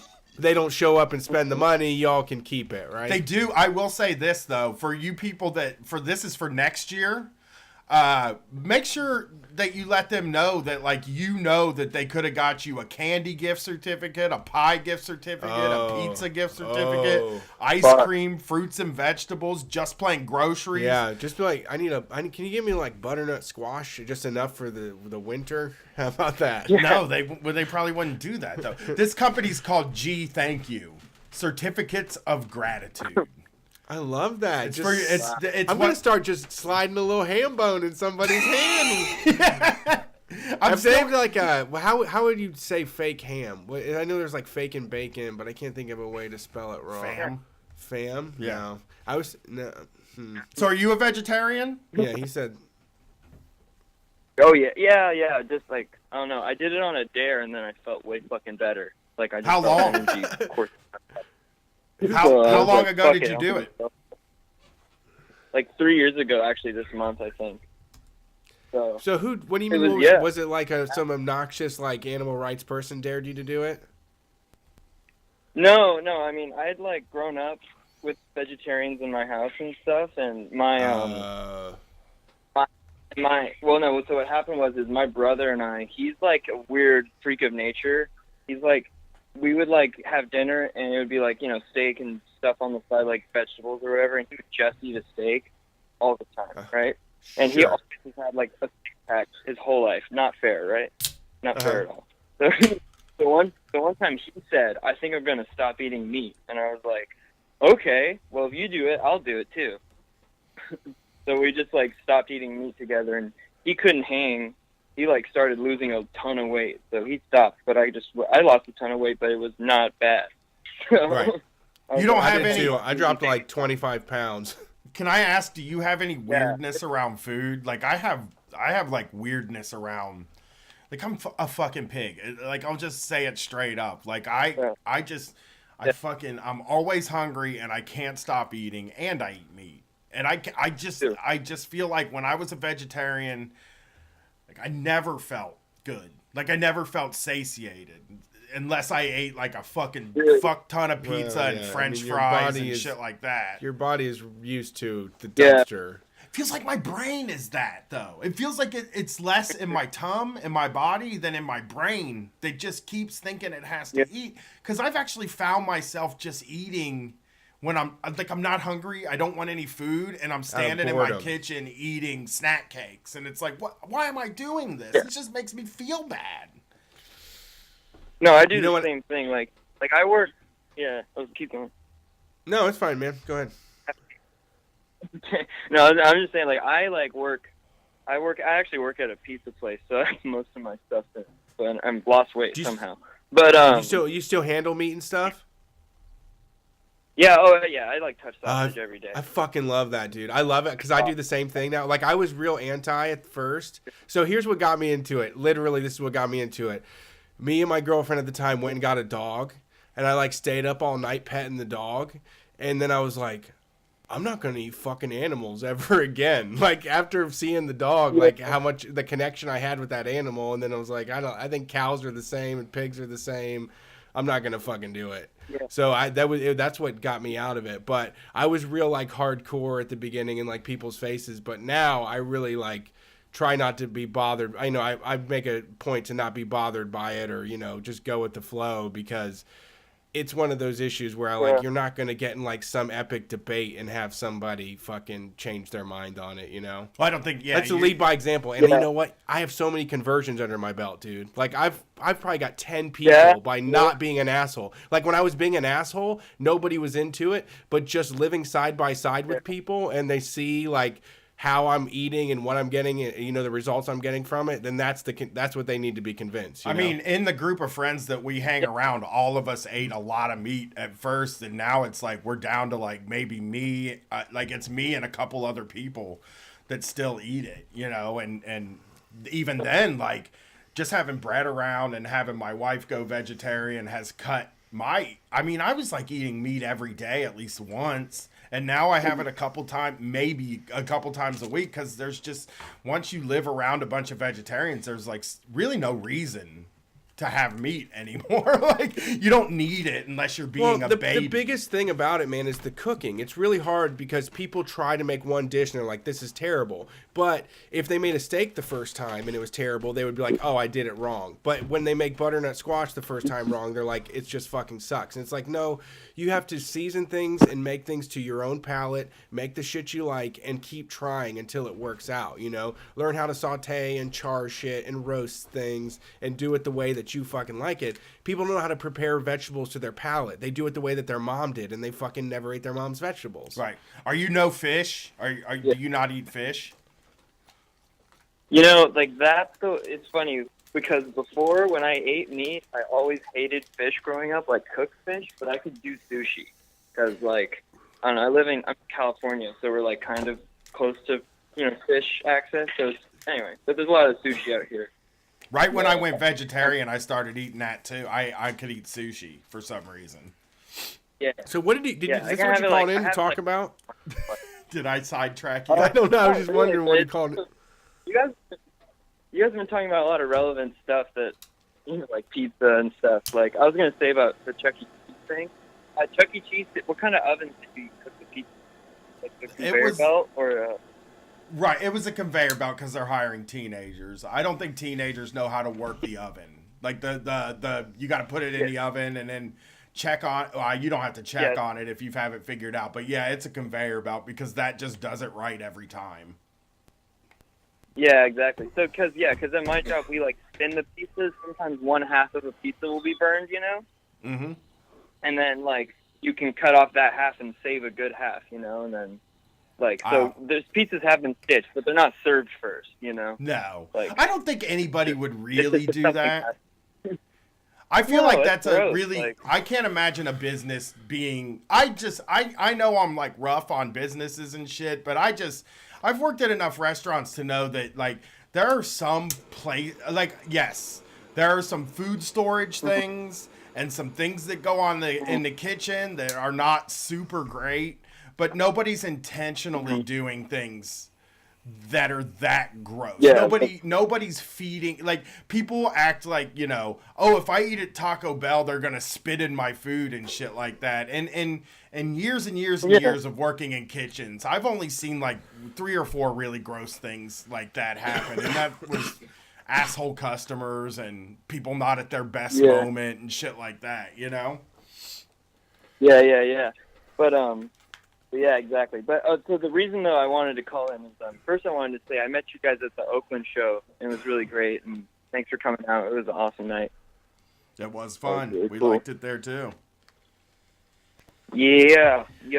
And then I was listening to the Basement Show and you were talking about like American history teachers, and I had a doozy of one in high school. I had a Okay. couple of some quotes. It was like an AP US history, and he was Ooh. weird. He was like an arch conservative. He was a really conservative guy, but his favorite president was candidate was like Ross Perot.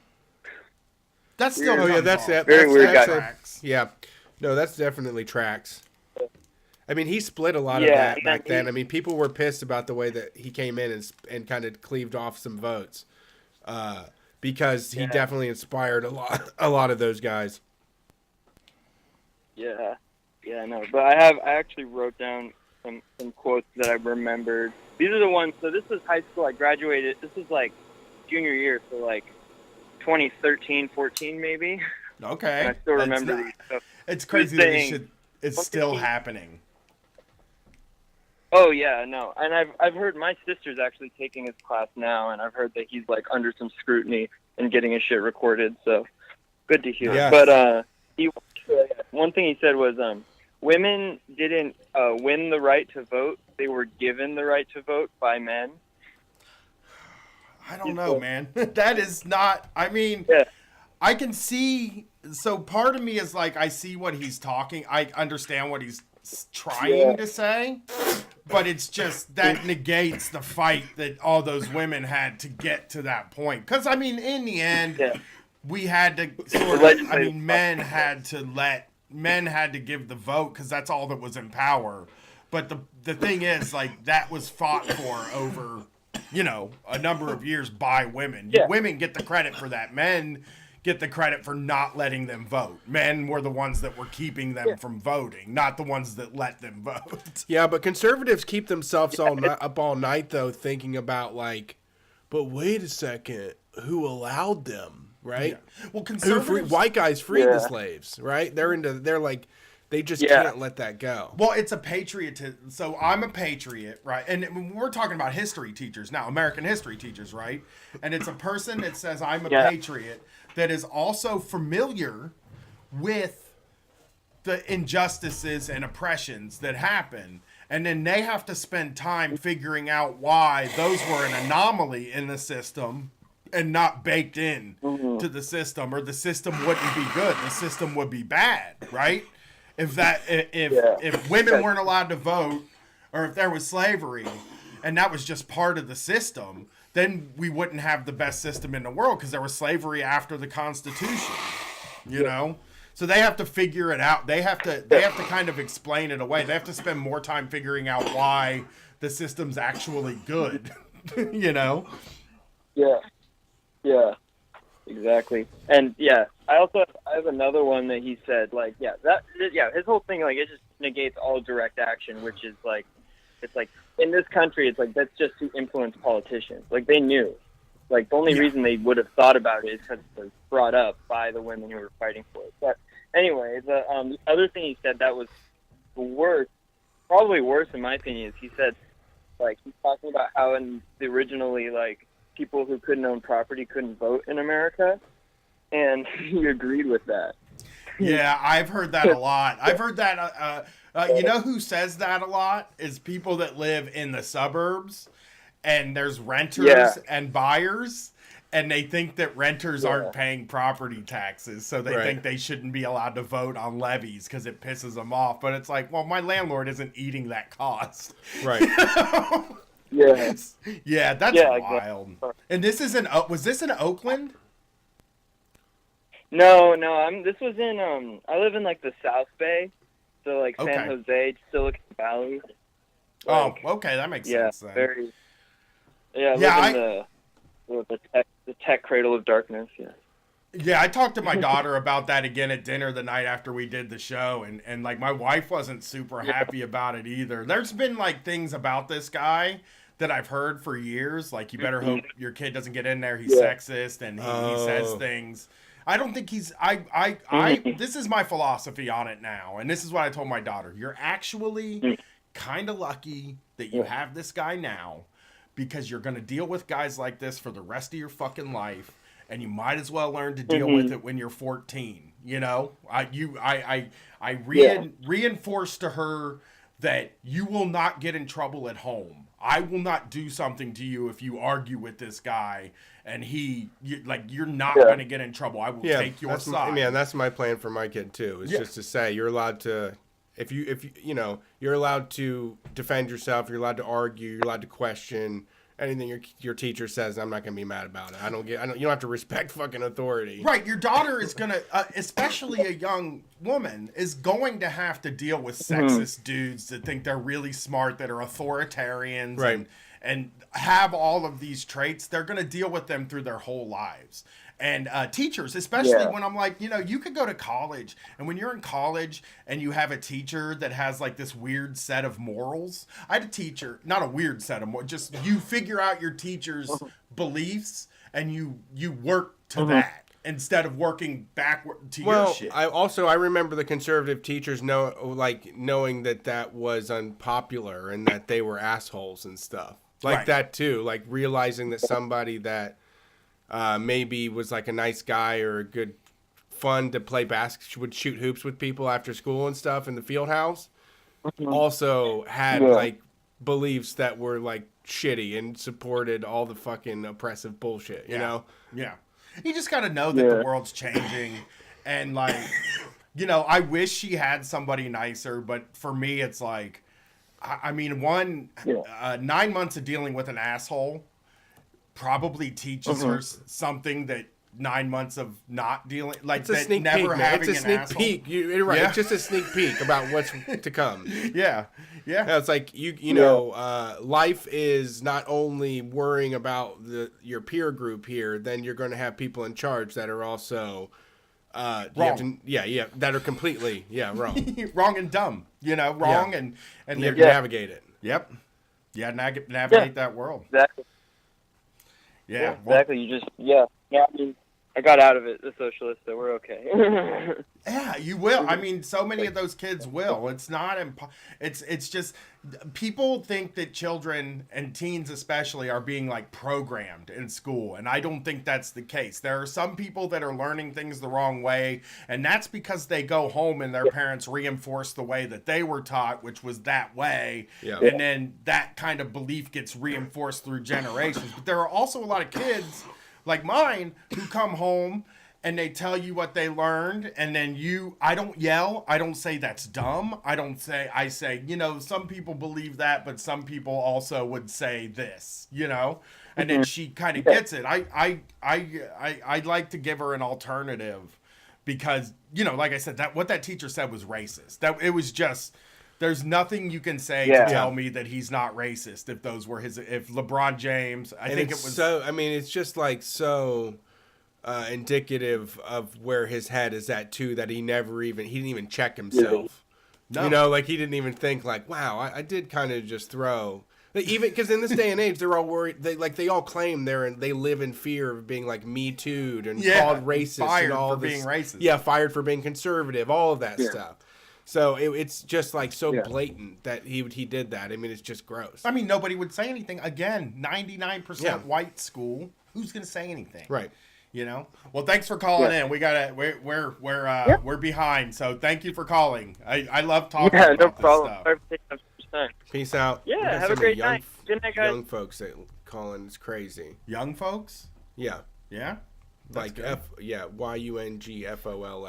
Yeah, I like that they call in and they're like, I graduated high school 2 years No, that's what ago. I'm saying, Like, yeah. Jesus, guys. Yeah, so I just celebrated my 35th birthday, and I had injured, my back is hurt. So I just really sat on the couch all day, and I went out once to go eat.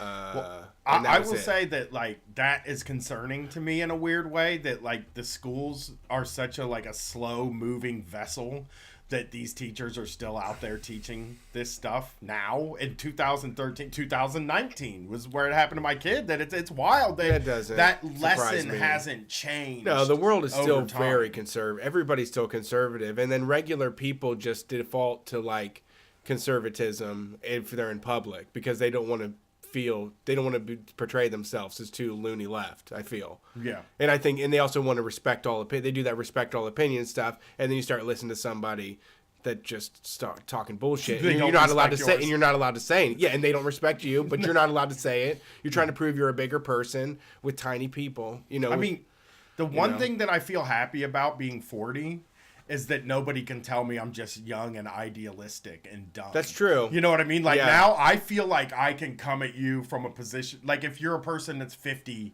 and you're telling me you're conservative, I've had No, people I younger did it this than me weekend. do that. No, to I me. shut down the trans bathroom thing. I Yeah. was just like, nobody has committed a crime pretending to be like another sex and seeking to a bathroom. It's a problem they weren't trying to solve. They were doing it to piss people off. End of Something you made story. up. Yeah, Yeah. I said, and then, well, it's still something to think about. And I'm like, right, That's it's something to make up. And then, but if there's no evidence of it, it's not something we need to act on. It's just a fear of yours that isn't important to anybody else but you. Yeah. Like nobody else has those concerns because there's no evidence. It doesn't happen. Right. Nobody cares. So, right, yeah, so we can't really do laws and shit just because you live in fear. Yeah. And I just said it in a calm way that just was like pointed out the silliness of it. This isn't even about ideology. This is just like the fears in your brain should not be my fucking law. Yeah. Yeah. Right? Whatever keeps you up at night is not enough of a reason for you to dictate what happens with everybody else, you know? Yeah. I feel the same.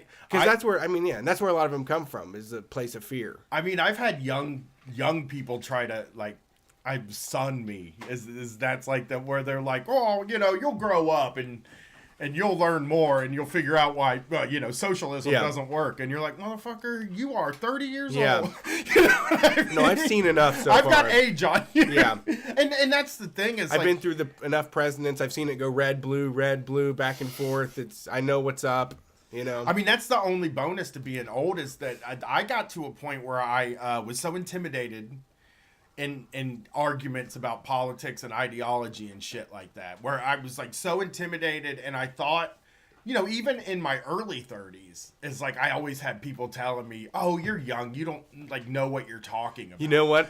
Actually, for the history zine, I was writing out the history of the show, and Brian and I started podcasting together, but we didn't actually like interact with each other.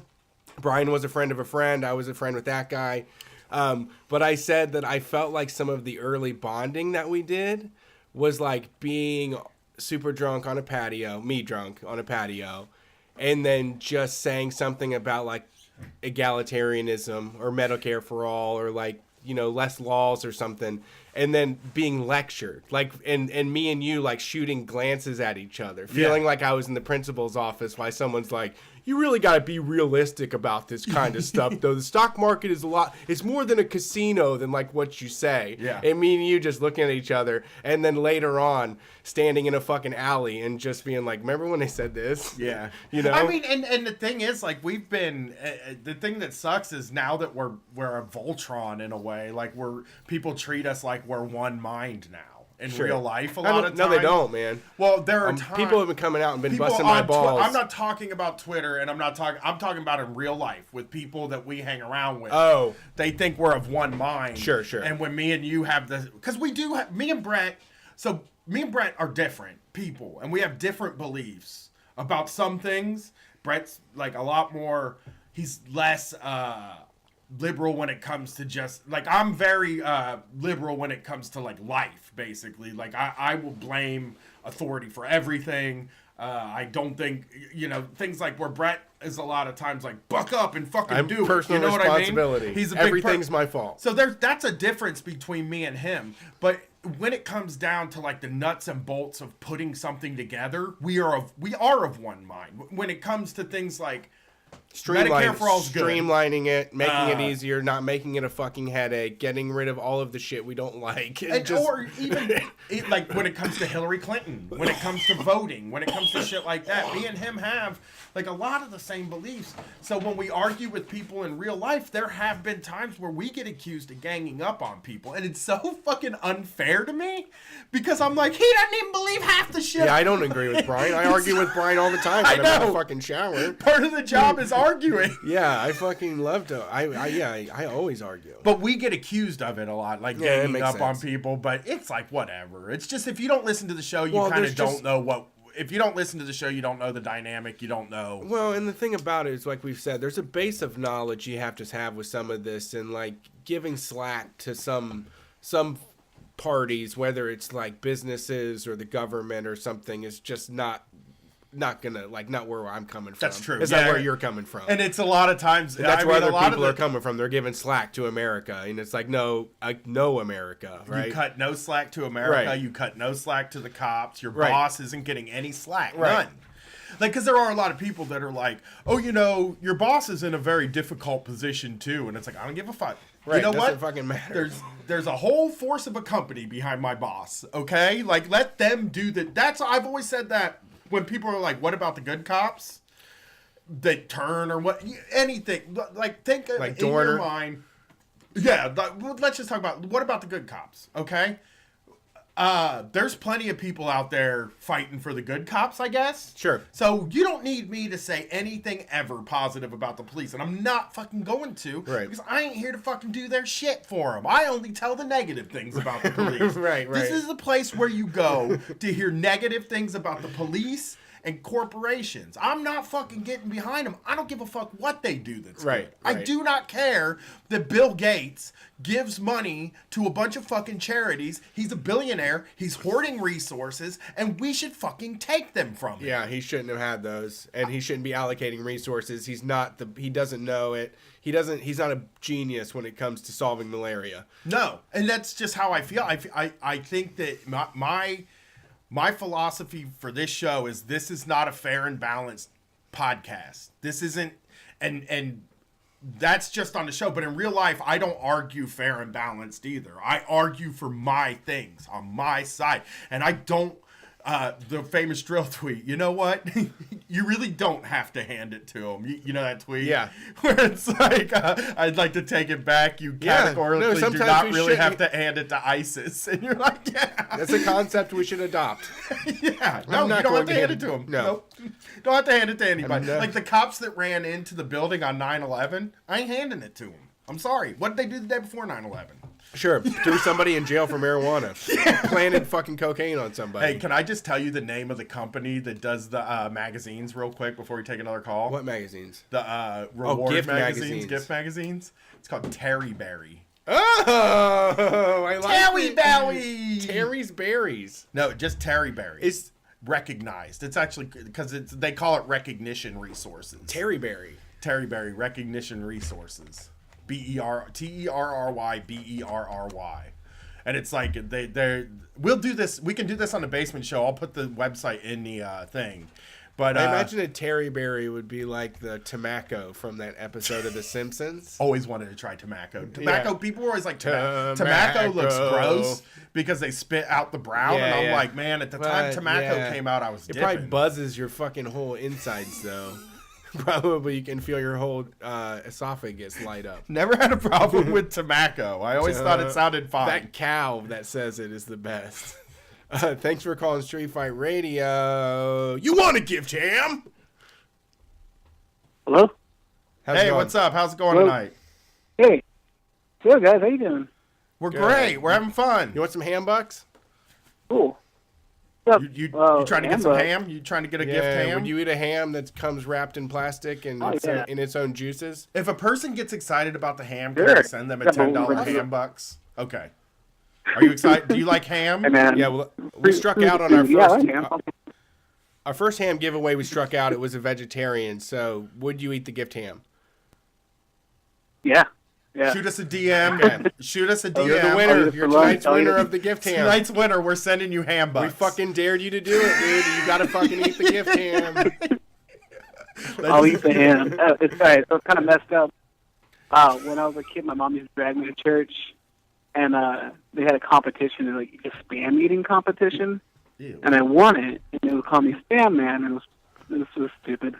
So you lost, really? that's Because cool. did you? No, What'd I you get get? that tattoo.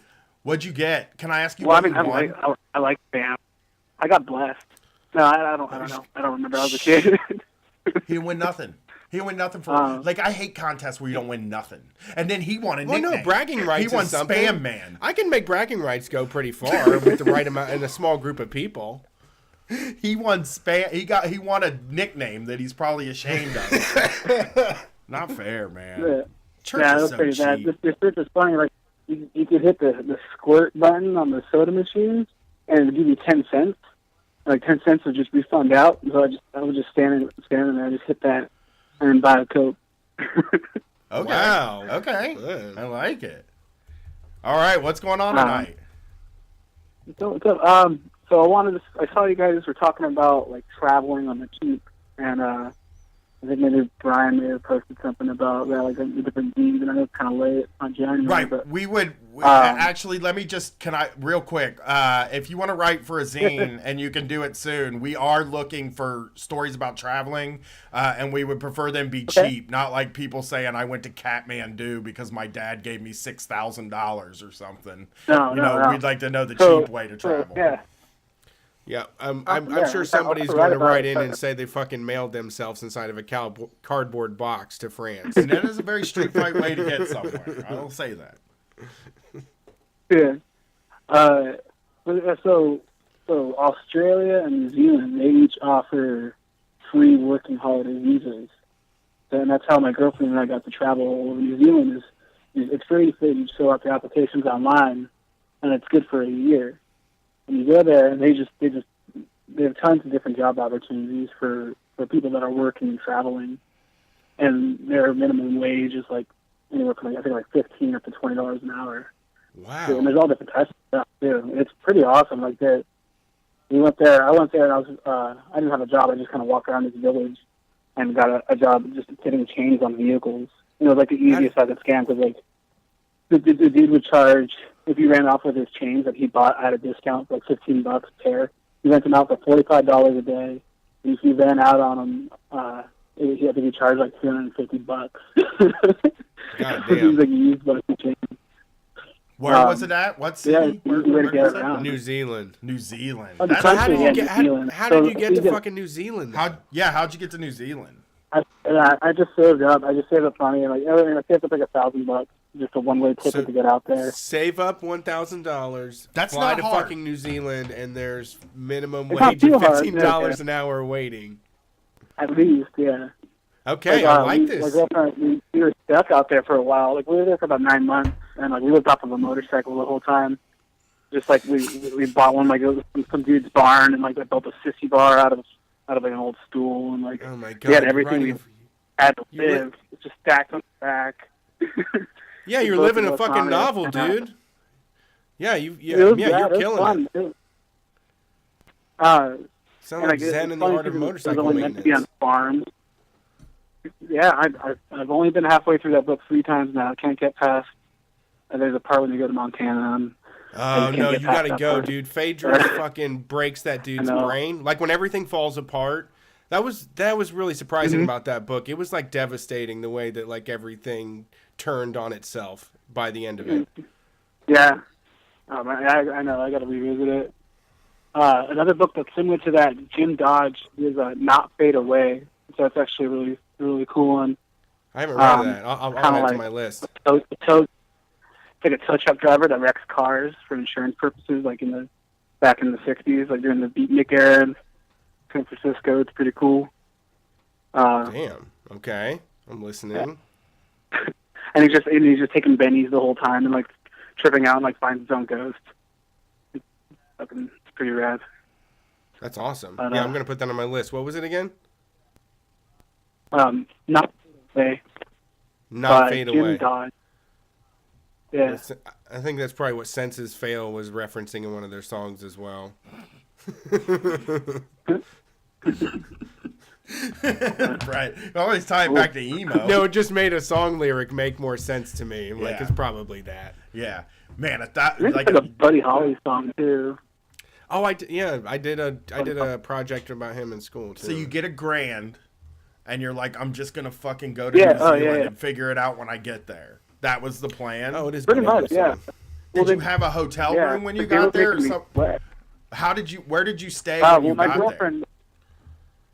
girlfriend was already there, and she went there for an art residency that she applied for online, and like it was like this little cabin in the fucking jungle, pretty much, and she was there for about a month, making like different fabric art, and at the end of her month there, since she had the visa, she was going to go to this like little snow village. It's called a Village Park, I think, or National Park, and it's Mount Nagahui, which is Mount Doom in the Lord of the Rings movies. So there's like 3 different mountains in this like village that you can go snowboarding on, and like each day we take a shuttle to go to the top of the hill to go work at the ski field, and like, you're looking at fucking Mountain Doom covered in snow. It was rad. That's fucking cool. I wish I And can't do I it. just Can't what? I just couldn't you do it. I have to couldn't be go under somewhere. 30. You have to Yeah, be so under that's the 30 thing, to you have work to- you have there? to be 30. Yeah. Yeah. Well, to do the working holiday visa. Okay. Oh man, Um, yeah. I'm 40 though. Now you're just giving me a regret to have. I in my know. I life. should have gone to New Zealand. I had all that time. I had 10 years. Dang it. I had 6 years. I had 6 years I could have gone to New While Zealand. we were out. Oh shit. I had 6 years I could have gone to New Zealand I- before Gwen was born, and I didn't do it. Could've, Not a lot should've. of people know about it. Like, when we were out there, we just met a lot of people from Germany. There's a lot of Germans. Yeah. Not many other people. While I was out there, we came across this website called HelpX, and it's kind of like woofing, but it's not strictly organic food. And it's like a work trade. So like you sign up for it, I think it's like $30 for a couple of years, and whatever region you're at, you can look, and there's different host families. So like this one couple, they were both ceramic artists, and they also did like the Craigslist kind of like thing where they just buy a bunch of shit and resell it on Craigslist, but their Craigslist. And we Yeah. went there and we would just like plant mint and like tomato plants and like work 4 hours a day, and we would get meals and a place to stay for free. That really helped Dude, us man. a lot because it was just helped us live on the cheap. Oh, dude, I'm so fucking jealous of you right now, man. I'm like in a puddle right now. That sounds tight. I mean, Yeah. that sounds really cool. That's a good tip. You miss it. Young people, Like- just get the fuck out of here. Don't stick around. Yeah. Hell, Oh, yeah. yeah. And Go what's cool do too is like shit. while you're out there, like you can go from New Zealand, and then like after you're 1 year's up in there, you go to Australia. In Australia, their fucking minimum wage is like $25 or something. We didn't make it out there, but their minimum wage is like $25 something dollars. It's Damn. it's amazing, sounds and like great. they kind of rely on like tourists working. I guess like, That's- like tourist work. Yeah, I've always wanted to go And, out like- there. I was obsessed with it when I was a kid. New Zealand? Australia. Yeah. I'd like Yeah. to go there. I had a gigantic map of Australia on my wall because it was like so interesting to me, and I studied it like over and over again. I was like it because obsessed. I like it now that I'm older because it seems like a redneck. Like it feels like No, the they have most- yeah. I can port Oh yeah, myself it's on Logan. to Australia so much easier than I can any other country. Like I feel like I can handle myself there Yeah. a little better because it's very hillbilly there. No, it's definitely like Dude, a sideways those people thing. fucking rule, man. Yeah. Like they're so nice and like they're so like welcoming, and they're like, I mean, they're on an island so far away from everything. Like they have to fix their own shit, and like it's kind of like going with jokes like they fix their own shit with baling wire or like grade 8 wire. Like the zip ties. That's fucking so cool. Well, I'm glad I hope one of our listeners now do this. You can get to Japan. Yeah. You can get to go to Japan. Everybody. Well, some of our people. I mean, like, there's also who we met, Bev in Eugene. She teaches in Korea for like half the year, and then comes back with a whole bunch of money and then doesn't have a job and lives in Oregon the other half of the year, and like that's her life. Hey, speak like- English. Just go overseas and teach English or something. Stay Right, out of here, exactly. for sure. But actually do it, not like talk about it. Like actually fill out the paperwork and try to fucking make it happen. You know? Yeah. Yeah. I mean, it really is just paperwork. That's what I was talking to somebody yesterday, the other day, about like us touring Canada, and they were like, "Why haven't you guys good thought luck about with that." going up to Toronto? It's within driving. Toronto's an easy drive, and it's like all we would have to do." Weed is legal in Canada, and really the only thing stopping me and Brett from doing a live show in Toronto is passports, and we just. Dude, paperwork takes me down still. I know, A lot it of that stopped stuff, me. It just makes me give up. I just say, fuck this, and walk away. I'm like, I don't give a fuck. I'll do something else. You think it's an American thing too, I got- where like over in other places you can get to another country relatively like closer. With America, it's like Well, it's Canada and because Mexico I used are to there. be able to go across the border. I remember when I I know. could just drive there, and it's like now you want me to fill out paperwork and pay $150, and I don't think that's fucking right. Because I remember when you used to need $150 for me to go across the border. I know, and all we'd have to do is just get the goddamn thing. You know, like me and Dude, Brett would just I have. got denied at the Canadian border. Really? My brother has too. What'd you do? Yeah, I was like, I think I was like 18. I took a Greyhound from San Diego up to Canada to go visit a friend. I got there at 2:30 in the morning on a Saturday, and they're like, "Yeah, you don't have enough money in your bank account or like on you to be financially responsible for yourself." Yeah. How much did you have? Do you mind if I Like, ask? oh, maybe you can go back home. They wanted like $50 per day I was there, and I was going up there for I think like 11 days. But I was just like, I just got this new job at this place, and I thought I had like a 2-week vacation at it. So I was like, fuck it, I'm gonna go to Canada and visit my friends. And I ended up calling my job. It was a Saturday morning. Calling, there's nobody there. The machine stopped. Leaving voicemail saying like, "Hey, I'm stuck at the Canadian border." And finally, somebody answered at like 6 in the morning. They read a letter, had it faxed to a truck stop, where I had to pick up the letter and bring it to the border, bring it to immigration, customs. And after that, they're like, "Oh, welcome to Canada. Come on in." Yeah, that fucking There's a letter sucks. just saying like I had a job.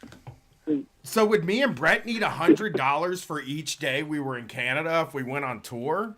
I don't know. This was like, this was like 12 or so years ago. He It's said, kinda "Did changed you now, hear but, that? He need $50 a day to Yeah. go to Canada. You just gotta have like they're like you need to spend $50 a day or I ain't letting you in here." Right. That's like a 2-drink minimum It sort is, of it is. deal, except for more. It's We gotta a go up there. country. The it's nicest the bouncers. The paperwork might as well be like an anvil tied around our legs, really, because we both want to go to Canada. And Toronto is in driving distance. We have fans there. But the thought of going to a post office and filling out a paper and taking a picture is killing me. Yeah, Brian isn't to awake think when the about. post office is open. Number one, Oh. my plan is to get Also- TSA pre-check in the next month. Like, I'm going to get myself TSA pre-check because I hate the airport and anything that'll make that experience easy. I don't want to do that either. I keep thinking, oh, I'll go get the TSA pre-check today, and then I think about the paperwork, and I'm like, nah, I ain't doing it. We're going to come to Toronto. We're going to go up there. Somebody has said Toronto's fucking cool, though, and I'm like, we fucking know it's We'll cool. get there. I know. talked to the lady at the post office about doing it, and she told me the steps, and it's pretty easy. So you can fill it out. You fill it out online now, and you just show up, and they take care of it. You got to get a picture? You got to bring your own Okay. picture? Sure. One thing, you got to make sure your parents' names are on your birth certificate, because I went to go get mine renewed, and my parents' names aren't on my birth certificates from Jersey, and so I had to go like call fucking Phillipsburg, New Jersey's internal document safe house or whatever, and try to get my birth certificate reprinted with my parents' names. Oh, that could just even thinking Now- about that makes me want to die. Yeah. Like it actually makes me want to So- just. I would rather I would rather just spend a week in the hospital in pain than do. So I went that route because like I had my passport and it expired, and I've always like kept my passport on me because like I tell my girlfriend too, because like, oh, if shit ever hits the fan, let's go to Canada. And so I always had my passport on me, and I looked one day, and then I saw that it was expired. And so I didn't want to turn it in for the, they punch a hole in your shit, like, so that whenever anything expires. Yeah. I thought, like, oh, like, I thought it didn't have a chip in it. So it was like, if anything ever happens, I could, like, doctor something, and, like, I have a chipless passport, but it ended up having a chip anyway, and I ended up just having the fucking thing hole punched. That's badass though that you were like thinking about doing some catch me if you can shit. I got this book. I'll show you guys. I'll put a video to you guys, or take a picture for you guys. But it's Counterfeit ID Made Easy, and it's like this old, I think, like book from the 70s. None of it works no more. It's cool that it exists. I would love to hand it out. Yeah. I would love to hand something like that out, like to the listeners, but I think now they put computers chips in all of the things. Yeah, everybody's tracked. Fucking 1990s. Well, thank you for calling in and making us jealous, yeah, no problem. and also making us think about filling out paperwork. Hey, I'll make it up for you by eating the ham, right? We'll get DM Brett, and we're going to send you a ham box. We'll make sure you get a ham. The last caller gets a ham. Cool. This caller gets a ham. You get a ham. You get a ham. You get a ham. All right. The Oprah thing. Yeah, you know what? I feel like the show's going along and we have a queue full of people, but for some reason I want to just go on a tangent real quick. Go. I went to the Food Not Bombs meeting this week. How was that? It was good. You had a good time? I loved it. You're a Food Not Bombs guy now. I am. I'm going to chip in. You'll make that soup for them people. Well, they do, like, yeah, I mean, it's great because it's similar to all of the other volunteering I've been doing, like with Soup Kitchen stuff and Food Rescue app, but it's totally off the books. Like, it's just people getting together, like, finding food and, like, directing it to people that need food. It's awesome. Like, it's totally self-sufficient. It doesn't revolve around money. They were saying that, like, even the food banks in town aren't able to handle all of the excess food that's left over, and it's still a lot of it goes to waste, and they can kind of slip in and redistribute a lot of the fucking wasted food that would go to waste. It's really cool. It is cool. It's smart. Like, I don't know, it was just what I wanted it to be. It wasn't like a bunch of slackers, like, we don't know what to do. Like, this dude knew the logistics of everything that they were involved with. It's the real activist types. Right. That go to those that are like, I actually like want to do something. Yeah. No, it's literally taking food that's going to be thrown away and then going and handing it out to people, you know? Yeah. It's wild. I loved it. Great. I love Food Not Bombs. And it was like up and down, and Columbus's organization, like, this is a new iteration of it. It's been back and forth, but I had a great fucking time, and I'm really excited to start messing around with it more. I think they're going to do a feed. They're going to do a feeding, I guess. Mass feeding. Mass feeding. Makes it sound gross. Yeah, it does. It seems like just throwing slop in people's mouth. Yeah, I know. Ladles of slop. They're doing one next week. We'll see. I might do it, or I might just go to that Melted Festival. We'll see. Well, the Melted Festival's at night, so okay, I'll do that. Maybe then do the Melted. I want to see Cherry Glazer though, and I don't know when they're going on. Let's see who's on the line here next. Thank you for calling Street Fight Radio. While this thing spins, you can still hear my voice. I don't know why there's such a lag on this, but I'm going to start pressing it. Take for friggin' a few seconds before. Hey, how's it going, Anonymous? 6 o'clock is when Cherry Glazer plays. Oh, I'll be there. What's up? Are you there? Howdy doody. Hey, what's up? We only had one. Who's this? We had a Skelly earlier. My first call after you left was a Skelly. Well, I was doing a business. I had to do some you business. Were making Mookie stink. No, I was doing business. Yeah. I had to take a quick business call. Okay, got it. Hello. This is you. Yep, this is you. You're Calling in on. from Vancouver, Canada. All right, we want to go there someday. Yeah, we just paperwork, you know. Yeah, no, I was just hearing that last caller. It's good to motivate you guys to get that paperwork done. Come up to Canada. We're gonna do it. It's gonna happen. We're gonna work on this. What's going on tonight? Oh, not too much. I'm just hanging out. I got a holiday tomorrow, family day. Statutory holiday in Canada. Family now. day there. Tomorrow's a holiday here too. It's President's Day, which I don't like to celebrate. I would celebrate the shit Family Day out of Family Day. Canada got some tight names. Yeah, Family Day sounds a lot nicer. No one. I love Family President's Day. Day sounds like shit. What do y'all do on Family Day? What's the traditio? There really isn't a tradition. I think it's pretty recent that it became a holiday too.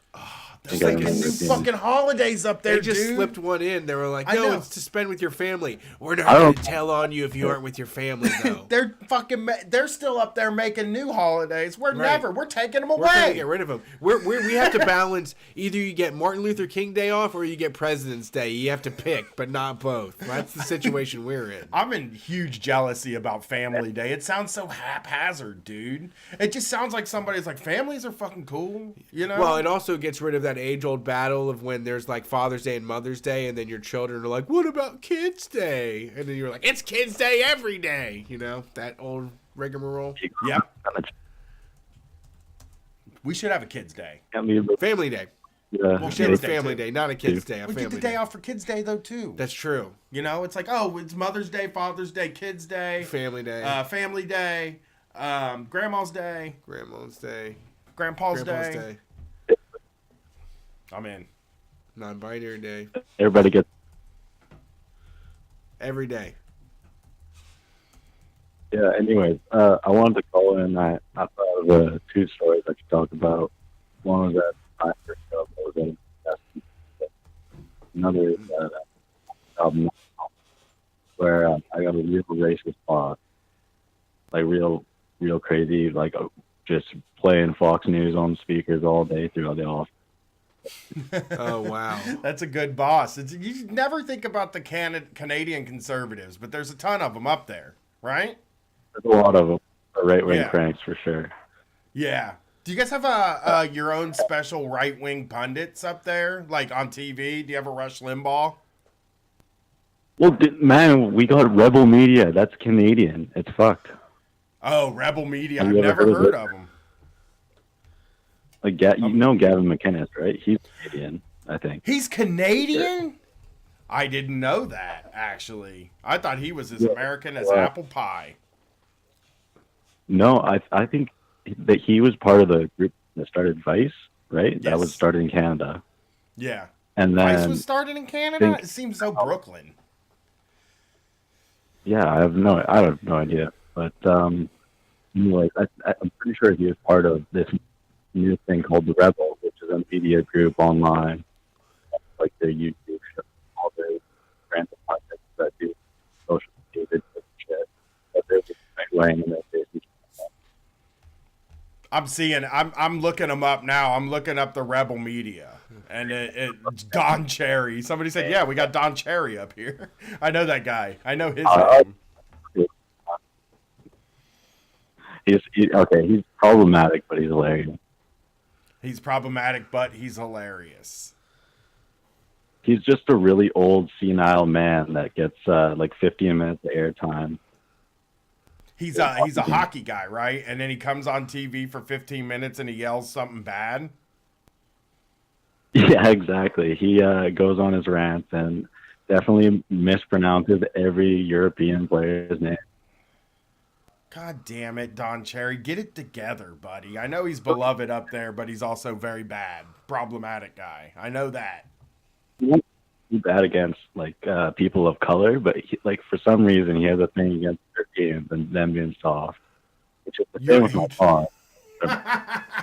I love the Canadian calling people soft. I like it's just we're really gonna fuck you up. Well, actually, there's a lot of Canadian wrestlers, so I guess it is tough up there. Y'all are tough. Really kind of like a complex with that, where like we think we got to be tough guys because everybody thinks we're like a bunch of pussy.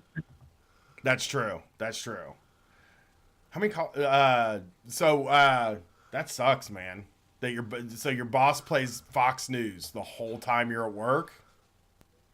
Well, yeah, he'll watch like The Rebel and Fox News with Tucker Carlson, and just like watching like all their like most racist segments. What do you like do? Can I ask what you do? Yeah, for sure. I do manufacturing, which is just working with cameras and building server cabinets and power boxes and shit like that.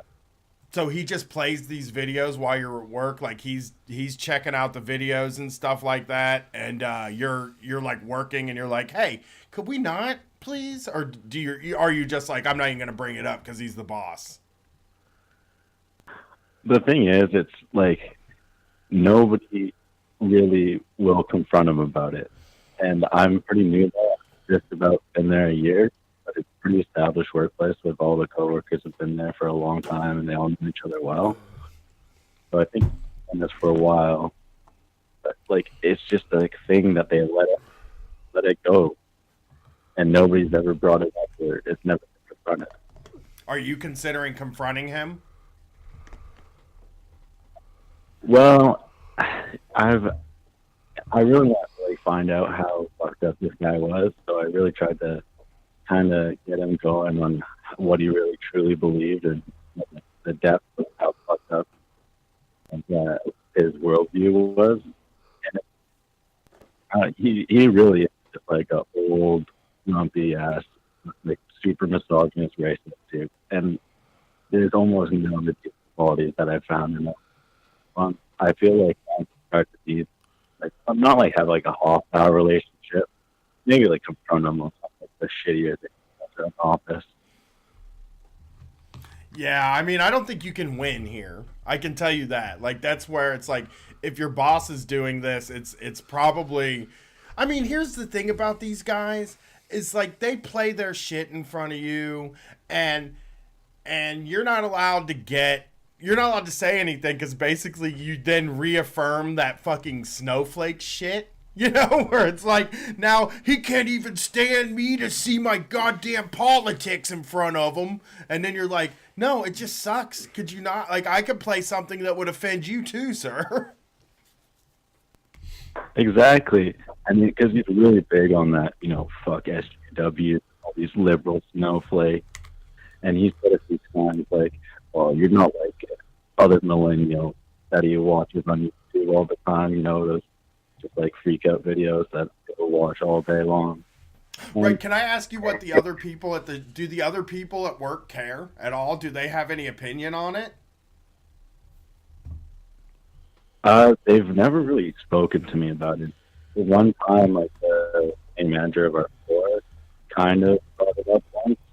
She was talking to me about kind of a quote unquote a negative environment, and she may have seen it wearing on me a bit, but it's really not something that's ever talked about. Nobody else mentioned it or talks to me about it at all. It's big for them. Yeah, I mean, I just sort of I don't want to like be a downer, but if I don't know, you might want to just try. I mean, my thing would be is like, he's probably one of these guys that brings it up every chance he gets, and just gently keep pushing at it, and maybe he'll listen to you. Like if you keep pushing back gently, like a guy like that is the type of person who you might be able to get him. Like I do it with my father-in-law. Like I can get him to agree with me on shit. I can push back on things that he believes are conventional wisdom. Because like sometimes for those people, all it takes is for them to hear that somebody does have a different opinion. Because they think that the entire left is people with with like the same exact opinions. Because that's like what a lot of the right is. Is like they have like really good messaging and they're really good at like kind of coalescing around a thing, where we're not as good at that. We don't we all have different beliefs. And I think if people if they hear that stuff sometimes, you can at least get them to lighten up a little. Oh yeah. I mean, like I'll definitely get going talking with them on other subjects, but also political, and we get along fine. Him and I are probably. He has a best relationship with me as any other coworker in the office, or for some reason, even though I'm with him, it kind of goes to show how shitty like everybody kind of gets rid of him. But I mean, like I definitely tried to push back on some of his like points, and he'll kind of just be it. Really, he won't really kick you in it of your. I don't know, but it's it's all right. I can plug my headphones and listen to you guys all day, block most of that stuff out. Cool. Well, hey, we got to get to the rest of these callers. We're running out of time. Thanks for calling in. Yeah, absolutely. I love you guys. I'm glad to be on here. Thank you so much for taking my call. Thank Have a you. good night. Yeah, peace. Next Next call. call. Next Next. call. How many we got? How many we got? 9. Well, guy, listen, I we don't got think it's 1 gonna hour be left. 9. Is it 1 hour? Well, we I started wish we at could- 9:30. Remember we used to be able to take a breaks, man? Remember those days? Can we take a break? I want to. I I do really would too. just like I 5 wouldn't mind minutes taking just a to quick get- break. because I'm Jason, can we losing it. take a I'm just break? like Is there a way to finding take a shit break? to like to occupy my time. It's just really like I We'll have to add that break fucking on to the focus. show. Yeah, we'll add that We'll break. tack that on. We'll go till 12:40. We're going to 12. We're planning to go till 12:30. Is there a way to do a break? Can I play music on my computer? Can I do the NDI from my machine? Maybe I can. Yes. All right. What are we gonna play, dude? Oh, can I do it from mine? You could come over here and do it from mine. There's this band called Horse Fight that's pretty good. Horse fight. Hey, famous original horsefight.bandcamp.com. Okay. I think this we're is gonna what I'm play thinking. some horse fight. Yeah, well, I need to drain the lizard and collect my senses. Give me 2 seconds. I bought these like cocktails in a can, and they were like really powerful. Like what I was expecting. You know what? I'm an honest person. They pack a little bit more punch than the smooth mentholated tobacco flavor of Ivana Bitch menthol tobacco vodka. This is IMC Polyphonia. We're gonna take a quick break. Let me make sure my NDI set up here.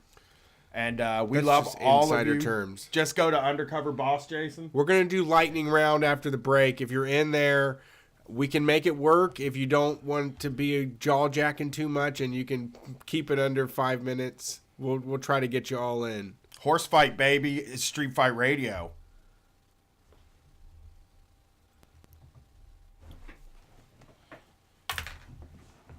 Good call.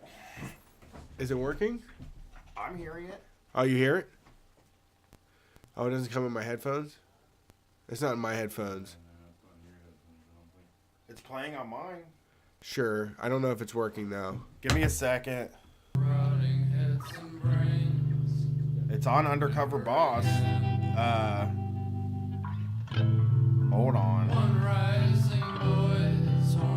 Is it? I just Chatters, help us out. not. It's okay. They hear it. They do They hear it? They do. Ah, damn it. Thank you, All right. Chatters. Spramgus, Chris Kyle McLaughlin, thank you for the big response. Good shit.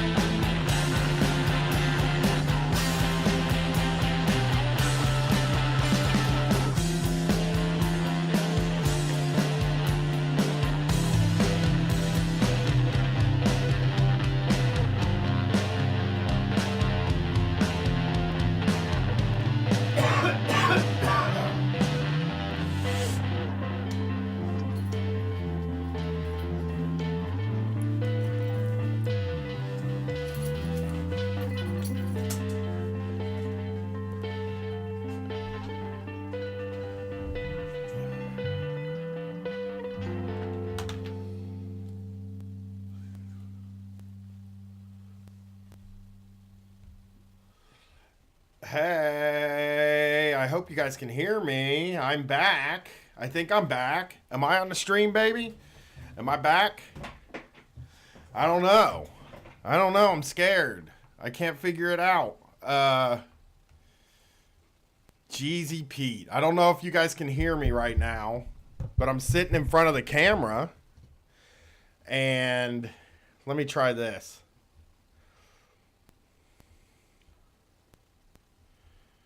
Oh, I'm back. Hey, what's up? Brett's still doing whatever he's doing. I don't really know, so we can't take a call yet. But we finished the horse fight song. Horse fight on Street Fight. That's something. I'm back. So I guess I can talk for a minute while Brett comes downstairs, and we'll get you on the phone. We're going to do like a lightning round, I think. Not like a lightning round. We have an hour, so you will have time. But there's 9 of you waiting, so we don't want to leave anybody hanging. So I'm hoping we get to everybody. Oh, goodness gracious. Yeah, we needed that break. We needed to figure the breaks out this week, or we would have died. So we're back we're back from break, and Brett's taking his jacket off, and then he'll start getting people on the phones, and then I'll go pee in the hole. The track ended as soon as I got down here, so I thought I would kick in the show and just start talking. Love it. I'm not saying anything. Love it. I'm not really saying anything. They It's just good need to have you sounds, back. man. People need sounds in their ear while they work out and go to work and all that. I'm putting on my Bugs Bunny, my royalty blanket right now because it's getting chilly down here in the basement studio. Luke, I'm perfectly fine. I'm a little antsy today. I'm high as shit. I'm on Kratom, so I'm bouncing around. And I had coffee before we started recording, so yeah. I'm trying to. So here's what I'm trying to avoid drinking all the time, but when I'm doing it, I'm like, I'm just gonna go for it all the way. And I think to make it through these next calls, I'm gonna need that smooth menthol tobacco flavored vodka from Ivanovich to make it through these last calls here. Get that vodka, man. It's Get going to that be the vodka. speed round, too. I'm going to be a little more surly on these. So you got to know, like, you just got to spit it out. Even if we try to drag you into a tangent, get us back on topic. Yeah, let's get everybody on Yeah, topic. and also, that's true, man. Like, right, we have down here, I need to hang up the signs that guarantee a break, right? I need to get some of those minimum wage signs and, like, all of the worker rights signs so that Jason can look at them while he's doing the stream. Yeah. Yeah, we gotta give him breaks too. Sorry, so that's just the law. It's just like people fought and died for that. So that we could give Jason a break. That's true. You're very right about that. So thanks for being here. Let's get back on these calls. What do y'all think of Horse Fight? That was a listener that sent that in. If you are in a band and you have something on Bandcamp, that's the easiest way to play it. If you're registered on Spotify and shit, you're gonna get us taken down, which I don't really want to happen. We've had a few people that sent their bands in, and then YouTube scrubbed it and all that stuff. But I don't mind that. I mean, it's fine. Just send in your music. If you want your band to be played, send it to streetfightradio@gmail.com.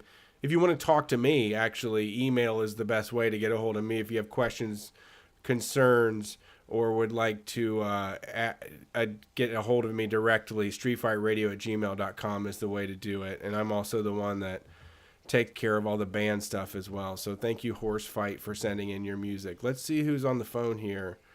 Oh no, did I close the call-in queue? I might have closed the call-in queue. Let me get back in this real quick. Now I got to vamp a little bit. Vamping is where's my shows at? Industry term. Vamping is an industry term. Oh, I closed the show. You did what? Did you hang up on everybody? Everybody? No. It's showing 7 calls. Nope, they're right there. I found them. Let's see who's on the line here. I'm back. No more vamping. We're here. I had to pee. It doesn't look like What a time to be a live podcast. They vamp a lot on that show. And, I'm a big fan of What a Time. This is my favorite podcast, to be honest. Thanks for calling Street Fight Radio. Keep it quick. Hey, it's Chase. What's How's it up, going, Chase? buddy? How are you? Wait, Chase from New York City? No, I don't want Sorry. to say where I'm from because when I say oh no, I'm not from New York for sure. That's the truth. But when I say where I am, people are gonna know where I work. So I fine. also work games at a theme park. Really? This And- is a theme park. We should have be able to the- get Yeah. into any. Synchronicity, man. We should be able to get into any theme park free at this point. I know. We need to think. get our Fight Club thing going. I know. I didn't know we had so many theme park listeners. Yeah, What's up? I talked to Brian at the live show, and I offered next time you guys are in town. So yeah, the Ooh. offer's there. I didn't hear about that. I'm into it. But yeah, so I'm kind of upset right now because it's an outdoor job and it's been raining a lot where I work. So it rains and the park is closed. So I'm losing a lot of hours right now. God, they should be Oh, paying man, you though. Yeah, that should be some sort of pay for that. They should be paying you for that. There should be a guarantee on that. Yeah, we get all these hours scheduled, and it's like I look at my schedule and like, oh, that's nice, I could do that. But then it rains a couple days, and I lose like half my hours. You lose half your. There's no way they don't have like. See, this is the sort of thing where you have to fund. Where we have to have a fund for people that have to deal with this kind of thing because. You shouldn't, just because it's raining doesn't mean that your hours should get taken away. I mean, shit, it rains every day in Florida and they don't close down their theme parks. Why are they closing down the theme park? Yeah, even other parks like near where I work, when it rains, they stay open, but we close. You work at a Bobo park, And then I don't. There's like a lot of high tier parks around where I am, and I am not at one of those parks. You work at the Street Fight Park, I guess. Kind of. Yes. I'll go to a park like that. I'll go to a shitty theme park, I guess, if it's open. I mean, I almost called 911. So you're not making enough money, and they're not really doing anything to help you. Yeah, and then to make it worse, if park attendance is low enough, because I'm working games, our department has to make money. If we're not making money, the whole department will just shut down and will send us all home. So in addition to the rain, we're being sent home early. Oh, you might have to. I mean, there's nothing. God, they should be taking care of people. This is a type of thing where, you shouldn't be able to have a job that can get fucked like that. That is bullshit. If you're gonna make everybody work, it happened to me when I was a roofer. A lot of times, it was just like, no, we're not working today because it's raining. Oh, yeah. Motherfucker, I know I can't. I know you can't roof in the rain. That's just a sure. fact. You can't roof in the rain, but it's not fair either. Yeah. That guy is? The guy is? No, bill collectors don't care if it's raining or not. That's true. You can't tell the bill collector it's raining. Let me check something here. Let me check. But the gain's all the way down on my mic. Somebody said, how's that? Is that any better? I mean, I think I got an idea of what it might be. They said the caller's echoing right now. All right. Do I need to be on input for the for OBS? It's fine. I'm screwing it up. Somebody said it sounds really cool, actually. It sounds like you have an effects pedal on. I'll tell you what, I really wish we didn't give away our only gift, ham, because I think you deserve it. Yeah, you should But, get a ham. this week, it's just one ham per week over here. We can't afford to give all the calls. All right. That would be $90. I'll accept that term. I apologize. If you would have just got in one call before. Consolation we would have ham. a ham. Well, thank you for calling, and we got to hurry up and get these calls. So thank you for calling.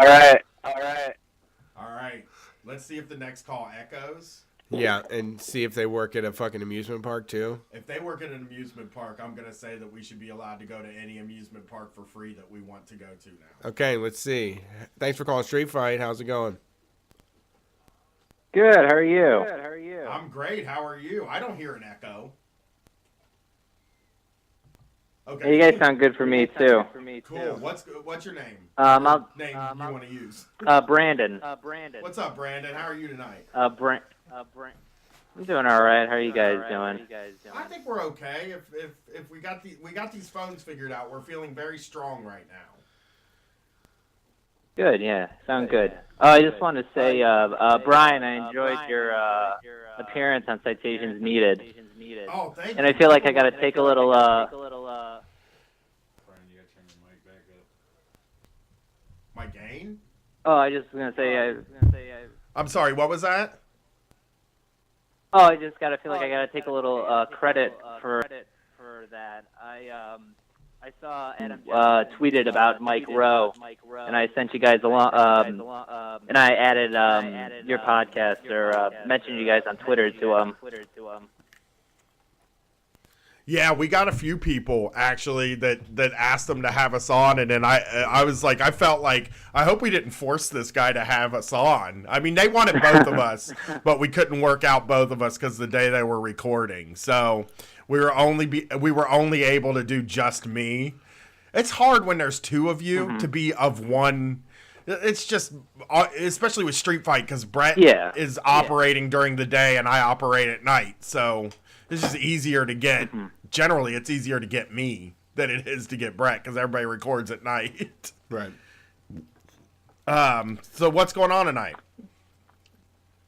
Yeah, I just wanted, I guess, call about, I guess, I don't know, a small business tyrant I've been working for lately.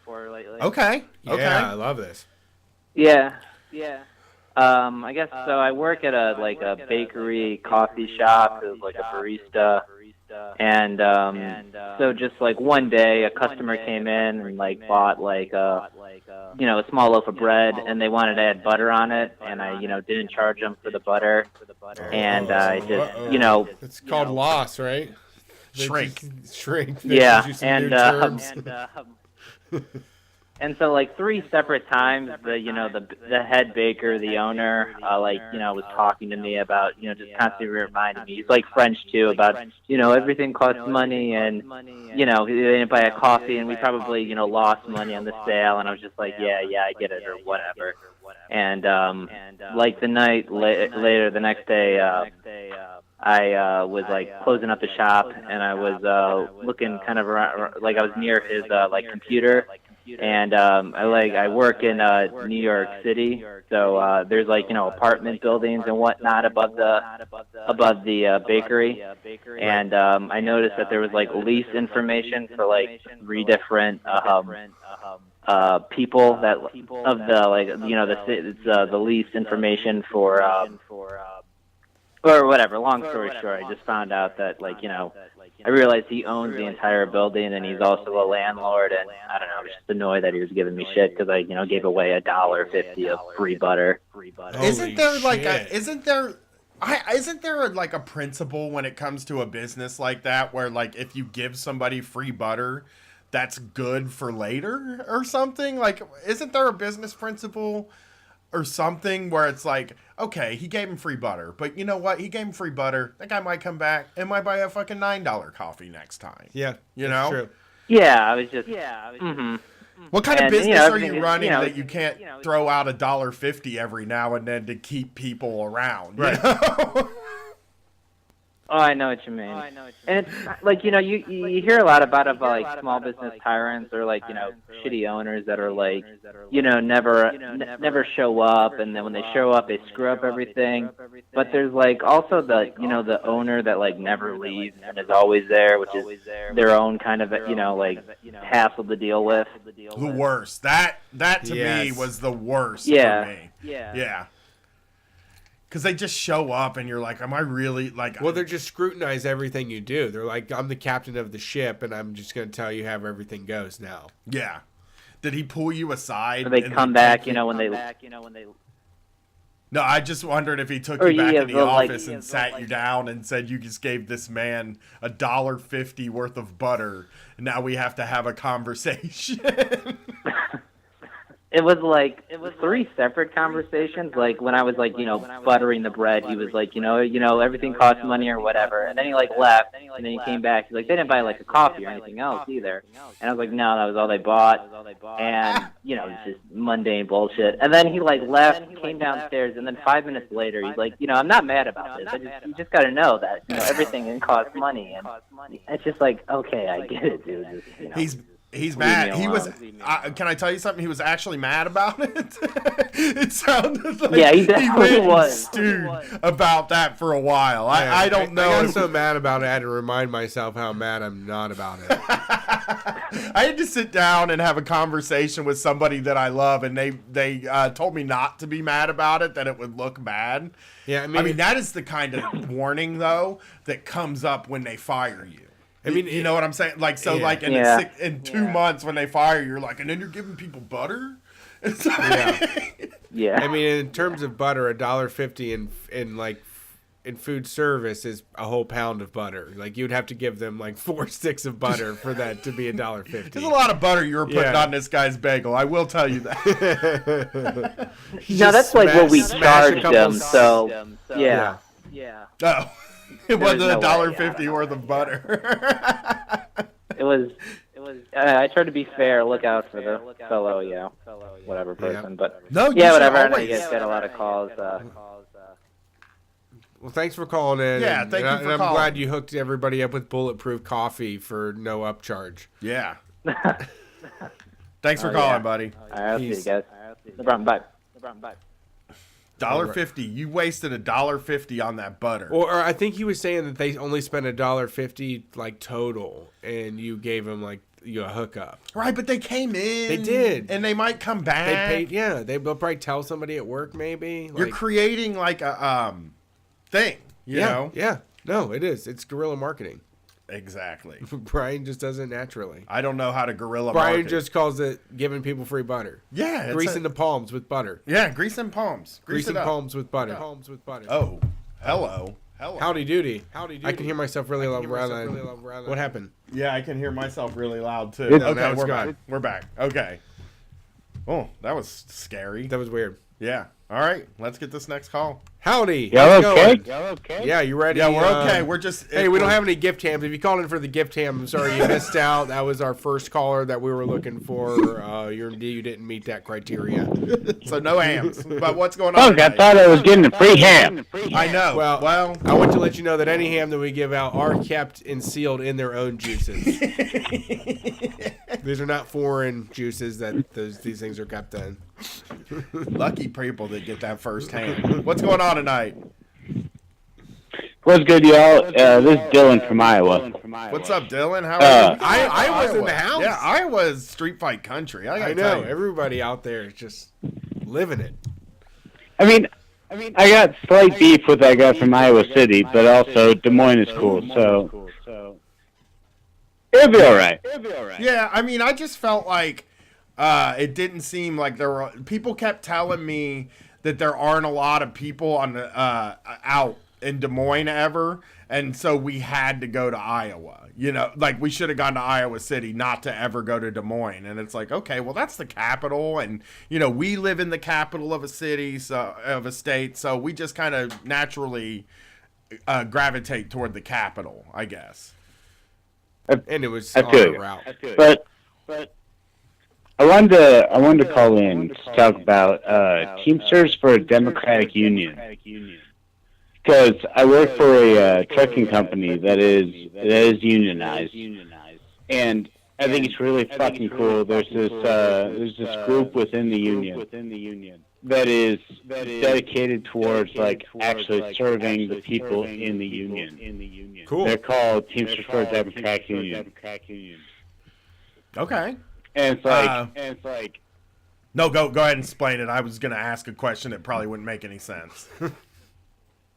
No, but it's like UPS recently signed a deal with the Teamsters organization that was basically like a give back on several crucial points, and they did not have like Teamster buy-in from it, but they managed to push it through because of some contract rules that let them say that if you have less than 60% people voting, that you can push it through.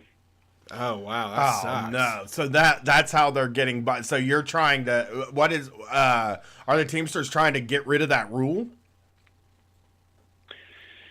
The TDU would certainly love to do that. I don't think it's likely in the near future, but this organization is certainly it's just fucking cool. Like, you open a newsletter and it's from someone who says hey, these bosses are fucking you, and they're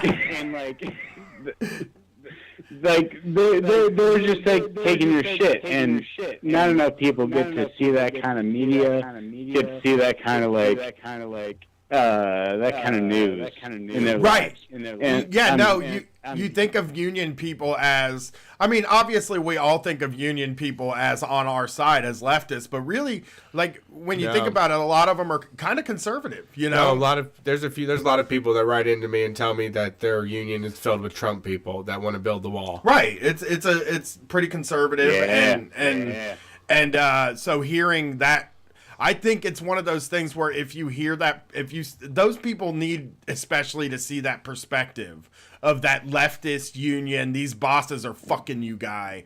Because I think if anything was ever going to change, if me and Brett were ever going to change somebody's mind, that's the way we were going to do it. If somebody tuned in and heard us talking and they're like, oh shit, the bosses do fuck us over and hear all these stories, that's how we're going to do it. It's not going to happen with us if we can't articulate things in that way, then, the left just sounds like I don't know, the left doesn't seem like an inclusive place if you don't say things about work and shit like that, you know?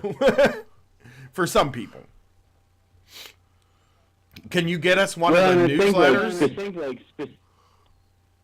Oh, for sure. And the thing is specifically for the Teamsters union, the union itself is pretty conservative, the organization and the leadership, and there's a specific group, Teamsters for a Democratic Union, that is fuck all that. We're gonna do what we're gonna do, and we should be organizing for a better deal. Yeah. Yeah, because that's not even a conservative or progressive thing. That is just, we want a good deal. And you know what? Those principles are generally going to end up. I mean, of course, there's the unions have a history of maybe sometimes, coming up with racist things. But most of the time, these things are going to be good for everybody that's in the union, It's not like that anymore, I don't think. I hope. But again, we're hearing that there are a lot of conservative people there, but it's such a difficult thing to figure out because those jobs are jobs where people are totally getting fucked, and or they're jobs that are great that people just can't get access to. So unions is hard. And I'll tell you the other thing. The thing that fucks me up is that there was a trucking company that just went bankrupt, North England Motor Freight, and what they said was, one, they had problems because drivers expected too much pay. And two, they had problems because they were a union company and their drivers expected too much pay. So, A, they couldn't attract new people because new people wanted too much money.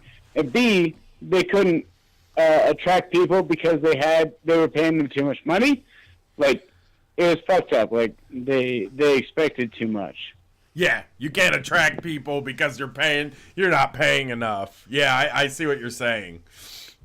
Well, Brett, what is the P.O. Box? Do you know it off your head? 82306. So P.O. Box 82306, Columbus, Ohio, 43202. If you get a chance, we have that up on the site too. Send us one of those newsletters. I'd love to read it.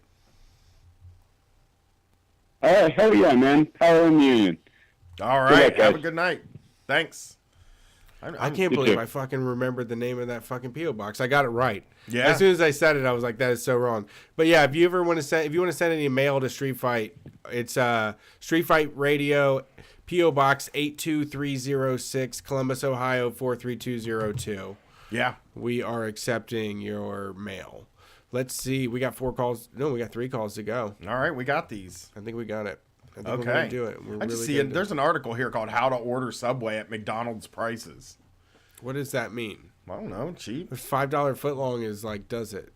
Because that's cheaper than McDonald's. I'm looking it up, but yeah. Whoa, it's written by Capital One. I don't like that.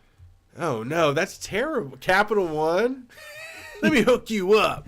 You got to pay your credit card first. Yeah, then yeah. you can get this Subway at McDonald's prices. Yeah, or we're gonna throw you in debtor's prison. Right.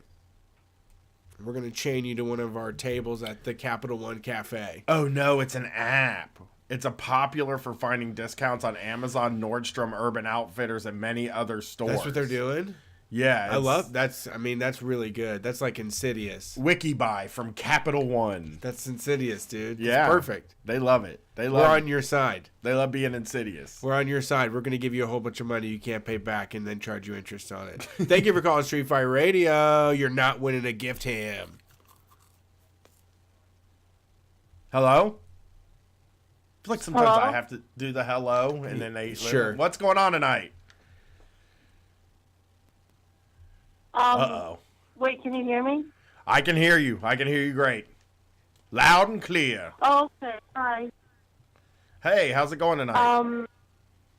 Good. How are you? We're great. We're doing really well. What's your name? Or fake name? Either one. Julia. Julia. My name's Julia. What's going on tonight, Julia? Well, I was listening to I don't know, it was a basement show, and you talked about how I don't know, you mentioned something about how all those buildings, like government buildings, suck. I don't, but that's possible. No, but you were saying it was about how I guess okay. Sorry, I'm nervous. Sorry, I don't. Don't be nervous. We're not going to be mean. I swear. Yeah, it's fine. Okay. We will never be mean to a listener. Okay, thanks. I was just wanted to call in and talk briefly about how you guys do a lot of stuff about working and labor and shit, but and organize it I don't know, union shit and working and stuff. And I just wanted to talk about how if you're on public assistance, I'm on public assistance. I live in a psychiatric group home. I'm poor as fuck. I have $0 to my name. I have no money. Okay. And how you're totally disempowered. You have you have absolutely no power. And how even if you do get on disability, I'm trying to get on disability right now. Right now I'm just on public assistance. I get $160 a month. They decided to discontinue my public assistance. I don't know what I'm going to do. I'm trying to get it back because I need it to live in this house, and I need to live here. Otherwise I'd be on the street. Right? I have nowhere else to go. And, even if you get on disability, they keep you poor. Right, and they treat you I don't know what it's like in Ohio, but, I live in Rochester, New York, so... So I was on workers' comp for a year and I mean, it's not, this doesn't compare to what you're experiencing, but I had to go see a doctor to be checked on to see if I could continue to collect my workman's comp insurance. And that doctor was the meanest doctor I've ever spoken to. And he kind of just pushed me through and kicked me out. And so I wrote a letter to somebody. I wrote a letter to the state representative, and I think that's what got me taken care of. He kind of just, I think somebody from his staff called the office, and they were like, just give this guy's a pain in the ass. Let's just give, and so right. I understand the deal when you're working with public assistance or disability and things like that. The way that some of the people that hand it out and work with it, can be really insensitive, and it's a bureaucracy, and it's not designed to deal with your specific needs or with anybody's specific needs. And that sounds really tough to me. And actually, I'm sorry, I am friends with somebody who's also waiting on a disability settlement, and that seems like torture to me. It's been months. They've been waiting for a month for a letter, and then got turned down. And it's like, oh, but you have an appeal. But it's like, fuck, dude, I got to go through another 2 months without getting paid. You know? It takes forever. Like, I have my best friend. He, like, not only, like, he used to live in the group home with me, like, that's where we met, but now he lives in these, like, treatment apartments. And so not only does he have, like, serious psychiatric disabilities, he has a bullet lodged in his neck and another bullet lodged in his, like, stomach, or, like, his back near his spine, because he got, like, jumped, like, 10 years ago, shot. And, like, he's been trying to get disability for 5 years. So he's been applying for it. He doesn't have it. I just wanted to, like, no, he doesn't have it yet. He has a hearing next month. I don't know if you're on Facebook. Are you in our Facebook group? No. Okay. I don't know how to get on it. Okay. If you can get in contact with us, we might be able to get some people that could maybe help you out a little bit. I don't know how much we have, but we have in the Facebook group, they have sort of a thing where they can help people out for like short term, and I hope we can do something for you. We can try to figure something out like that. But I understand. I completely empathize with being treated that way by these state offices and things like that. Like if you can even we get man, are you on Twitter? Are you on any of those sites by any chance? Well, I'm on Facebook. I just, like, don't know. I'm not part of the, like, group things. I don't know how to, like, get on it. Okay. If you find me, I'll get you in there. Okay. Can you it's just Brian, Bryan Quinby, Quinby. Find me. I know your name's Julia. So I'm going to get you in the group and see if you can talk to them. They have a little thing they've put together in there to help people out. And if there's something that we can help out with, I'd love to help. And, maybe even me and Brett can give you a hand, but like, I feel for you. I definitely solidarity dealing with like disability and stuff like that. Cause I have watched somebody, I've been watching somebody go through months trying to deal with this sort of thing. And I know that it takes a long time and, hopefully they approve it and you get it and you can start to try to figure out next steps and stuff. I really hope I hope it gets taken care of. Just please find me, and I will get you in contact with some people. Okay. Thank you guys so much. Thank you for calling. Bye. Yeah. Bye. That's just that. It is dehumanizing. I don't know if you've ever had to deal with anything like that, Brett. You never. Well, you didn't do WIC. I never did WIC either. I had never dealt with the state in any sort of assistance way in my life until I got injured at work. And they covered me for 90 days. But then after that, I had to go to the BWC, and the BWC paid for it. Wow. And it was just the most harrowing experience. It was just like, am I going to get money? Do I have insurance? Do I have anything? Are they going to cut me off because my wrist still fucking hurts? My wrist is still fucked up. I can't go to work. Yeah. But what if this doctor says my wrist is fine, even though it doesn't feel fine? And then you get in there and the doctor, like, I had a brace on and he just went like this and then said like, all right, go, you're done. And he just sent me out. He didn't tell me a fucking word, whether I was approved or not, or whether he was going to extend it. And then I just left and I was like in this like meltdown mode because they do leave you hanging. And they do let you sit around and think, is this judgment going to be for me, against me? And it's hard. It's very harrowing. And that was for somebody with another income coming into the house who had been making money for years, So I feel for people that are stuck in those sorts of situations because that can be very hard. Plus, in order to get disability, you got to get a lawyer. And then when you get the lawyer, because I could have got short-term disability for the rest of my life. Like all I had to do was get a lawyer and they would have got me a settlement to send me some certain amount of money that would have been like part-time amount of money, partial disability, where they would have sent it to me every month, but I had to get a lawyer to do it.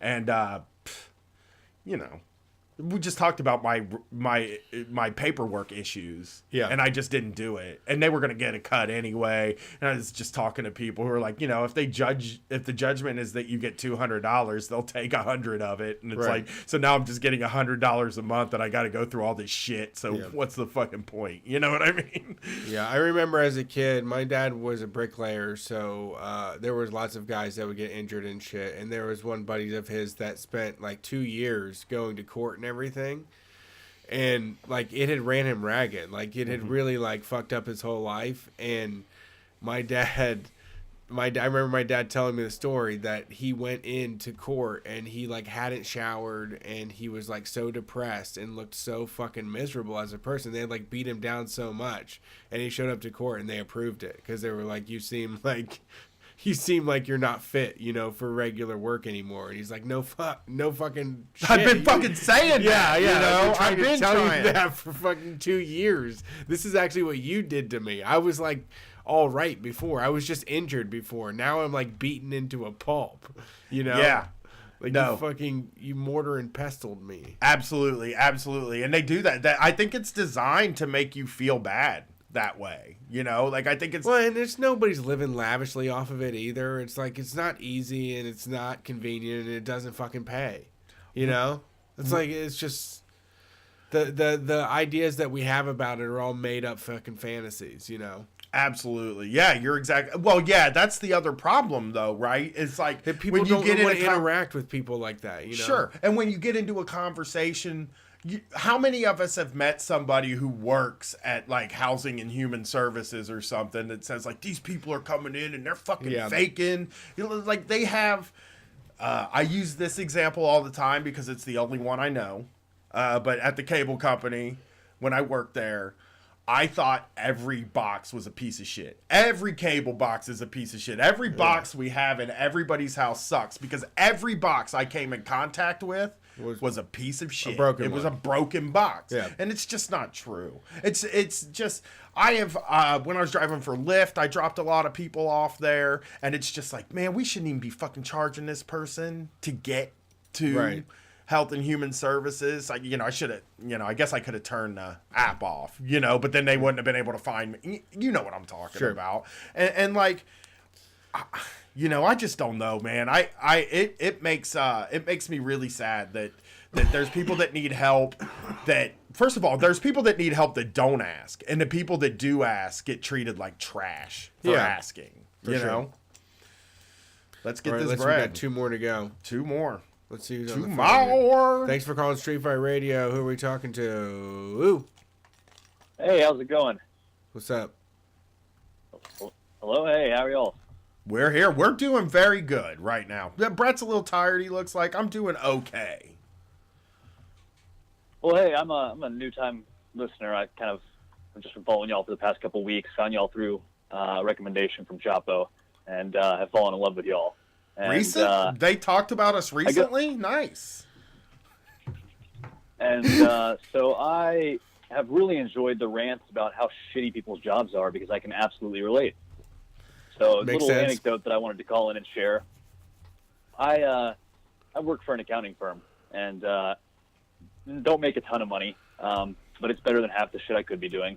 And my boss knows me pretty well. He knows that I'm a single dad to an 8-year-old. Her mom walked out when she was 2, and I've been doing it by myself for a long-ass time now.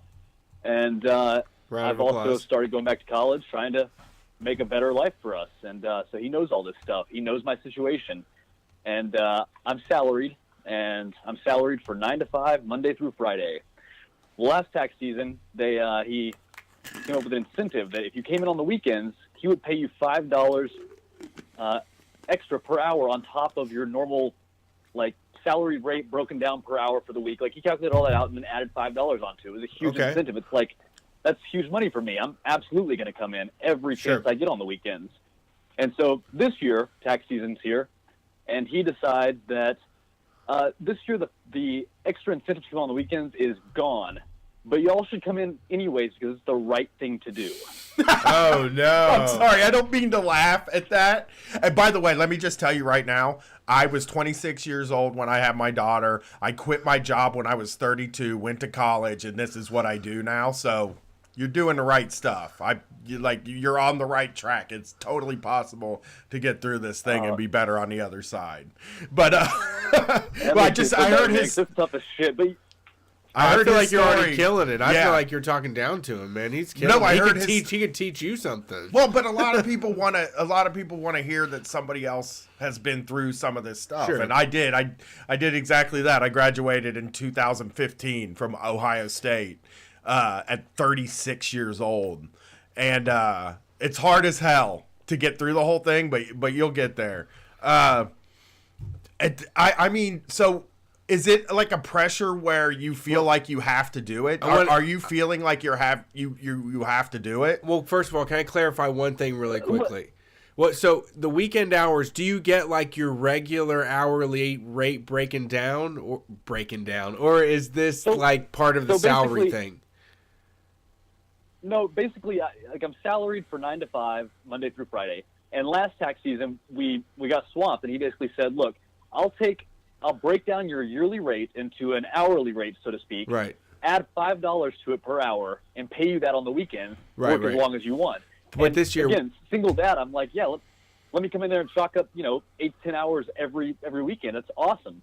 And this year, he's saying we need to do it just for the good of the company. I'm sitting there going, motherfucker, the company. If the company succeeds, I don't succeed. I succeed Right. when you pay me. yeah, And, that's where all my success comes from. So not even the base pay. You're not even getting the base pay. This is just all goodwill. No, we just need to come in to make the business better. And Gee, so I have yet wow, to yeah, come in that's on the horrible. weekend. Yeah. And this past Friday, he said something to me about it. He said, "Now everyone else has been coming in on the weekends. Are you gonna come in and get some returns done this weekend?" And I said, "Well, are we gonna get paid extra?" And he goes, "Well, we're not doing that this year." I said, "Well, I'm not coming in this year." And so I haven't talked to him since then, and I'm not sure how it's gonna be when I go back on Monday. But I don't think that set well with him. But I just fuck it. I'm not gonna come in and work my ass off to make his company more money. You're doing the right thing, man. You know, to be honest, I mean, you could come in and be miserable and hate yourself and give up, 20 hours of your weekend and be away from your kid.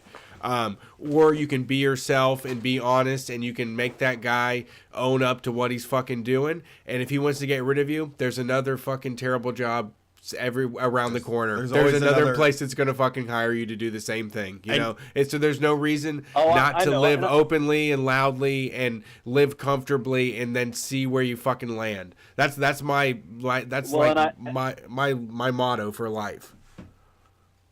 Oh, and listening to y'all's backlog of stuff like I've been doing the past 3 weeks, I've heard y'all say it a lot. That's why I had to call in and share. I figured y'all would get a kick out of it. But no, fuck that. Power to the worker, man. Anyway, I know y'all are doing lightning rounds, so I won't keep y'all. Just wanted to share my story. But thanks for listening, and thanks for chiming in. Stand strong. I know it's going to get tempting as the months, especially if you're dealing with tax stuff. As the months go on, it's going to get hard. It might get hard, but if people see you not doing it, they're thinking that they shouldn't do it. Yeah, and there's power in that. Absolutely, and that's the problem is all the other workers are showing up because they fall into this trap that if shit doesn't get done, it's the end of life for them. But it's not their fucking business. If the business goes under, they can just find a new job. But they don't realize that, so. But people, I mean, it's that comfortability thing. They just want to be able to go to the same place every single week and come home and do the same routine and like risking that absolutely. for the sake of integrity puts it on at risk. I told my boss like look, if I didn't have everything else going on, I'd be glad to help out here and there. Right. But to know that I've got a kid in college and everything else, and to still ask me to give up like the 1 or 2 days off I have, no, fuck you, dude. Absolutely. No, you're absolutely right. Yeah, I mean, if I was a young gun in this trying to learn my way in the fucking business or whatever, I would show up. But my situation is that, I am trying to spend my time in things that are going to return in the future, Well, your time is worth money, too. Yeah. That's the thing that I think about a lot when it comes to work saying come in.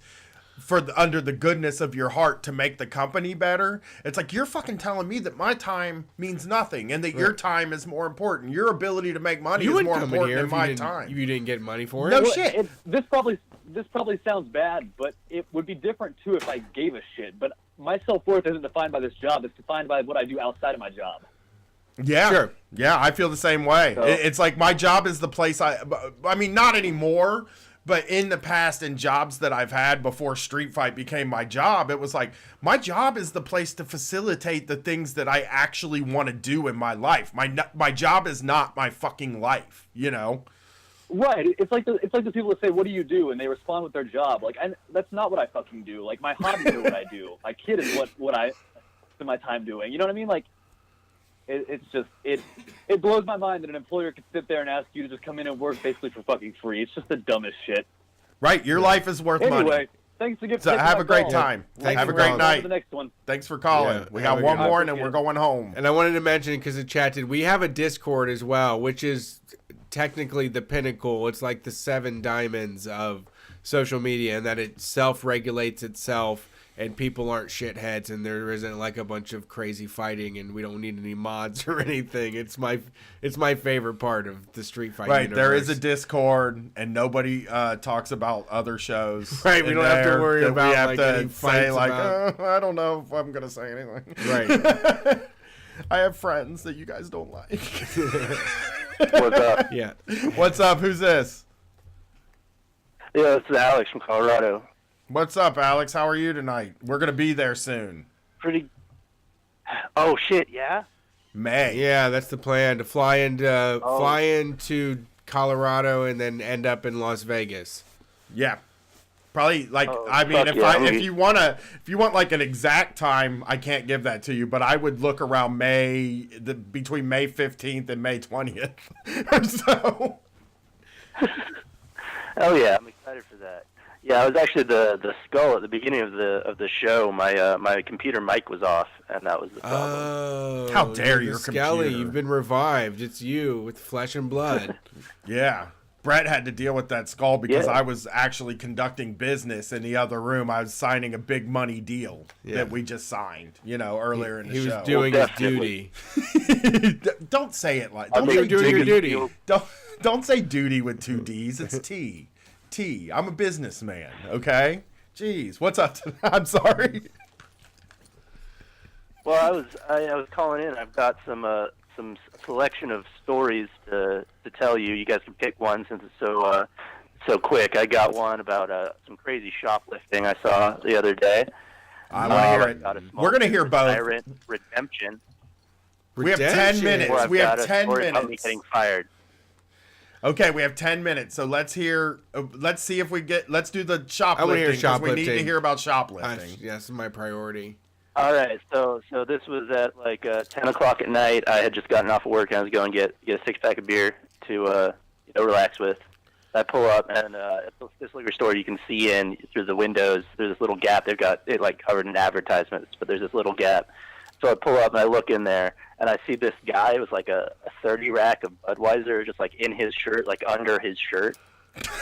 I'm just like, King. That's kind of weird, but all right, whatever. I don't know what this guy's doing. So I go in, and I go to this liquor store all the time, so they're like friendly to me. And I go in, I go back, and I grab my beer.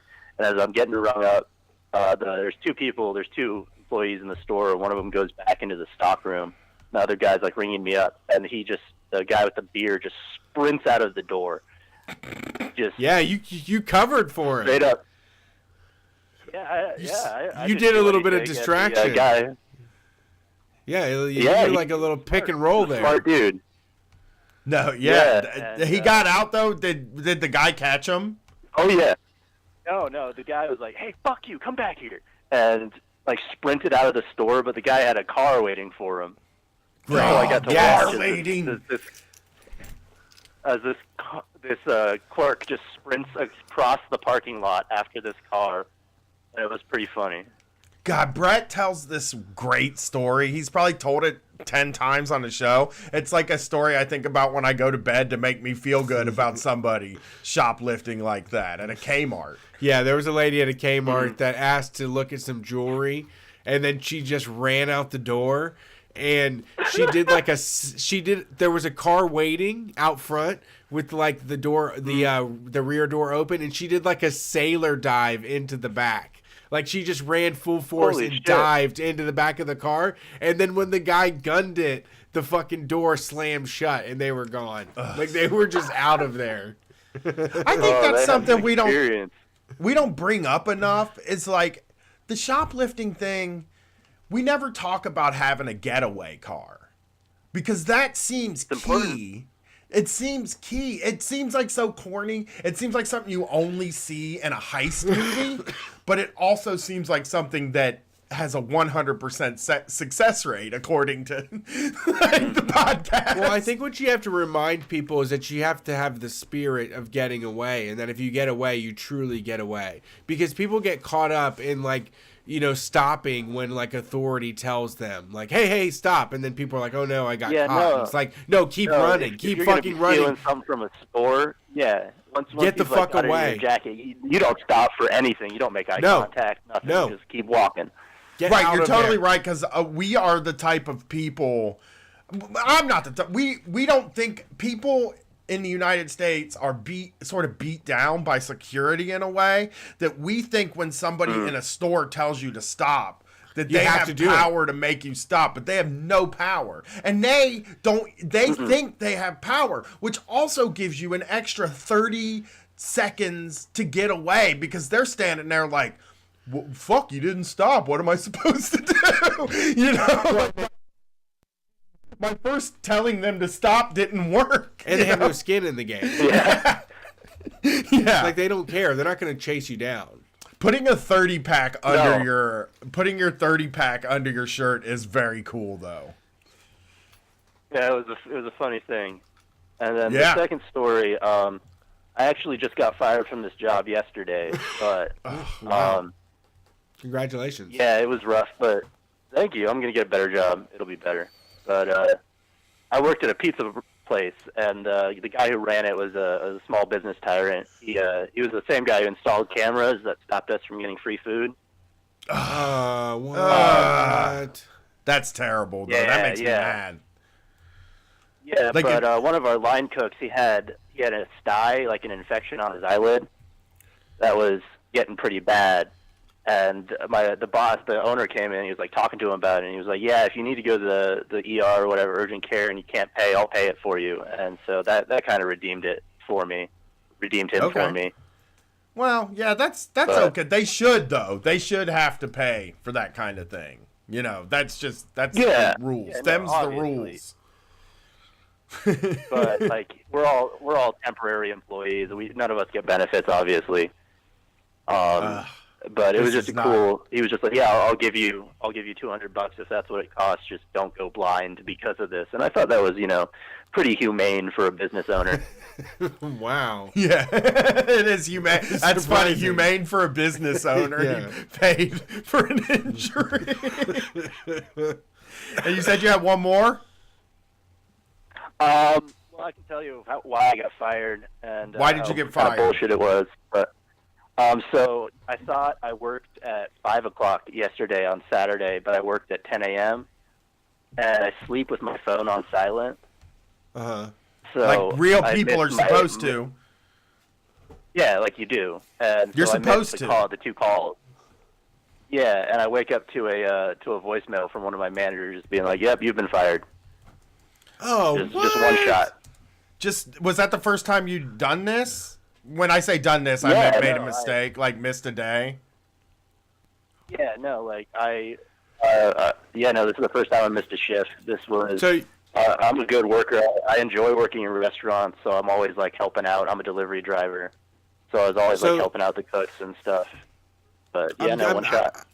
I think so. See, I think you got fired because this person made up this idea that they called and you looked and saw that they were calling and then hit silent and didn't give a fuck, right? Mm-hmm. Absolutely. Probably. That's what happened. They have a whole story in your head about you. Like, they have created a story about you and your personality that you don't even know right now. That they have created that you're now dealing with. Well, you got fired for.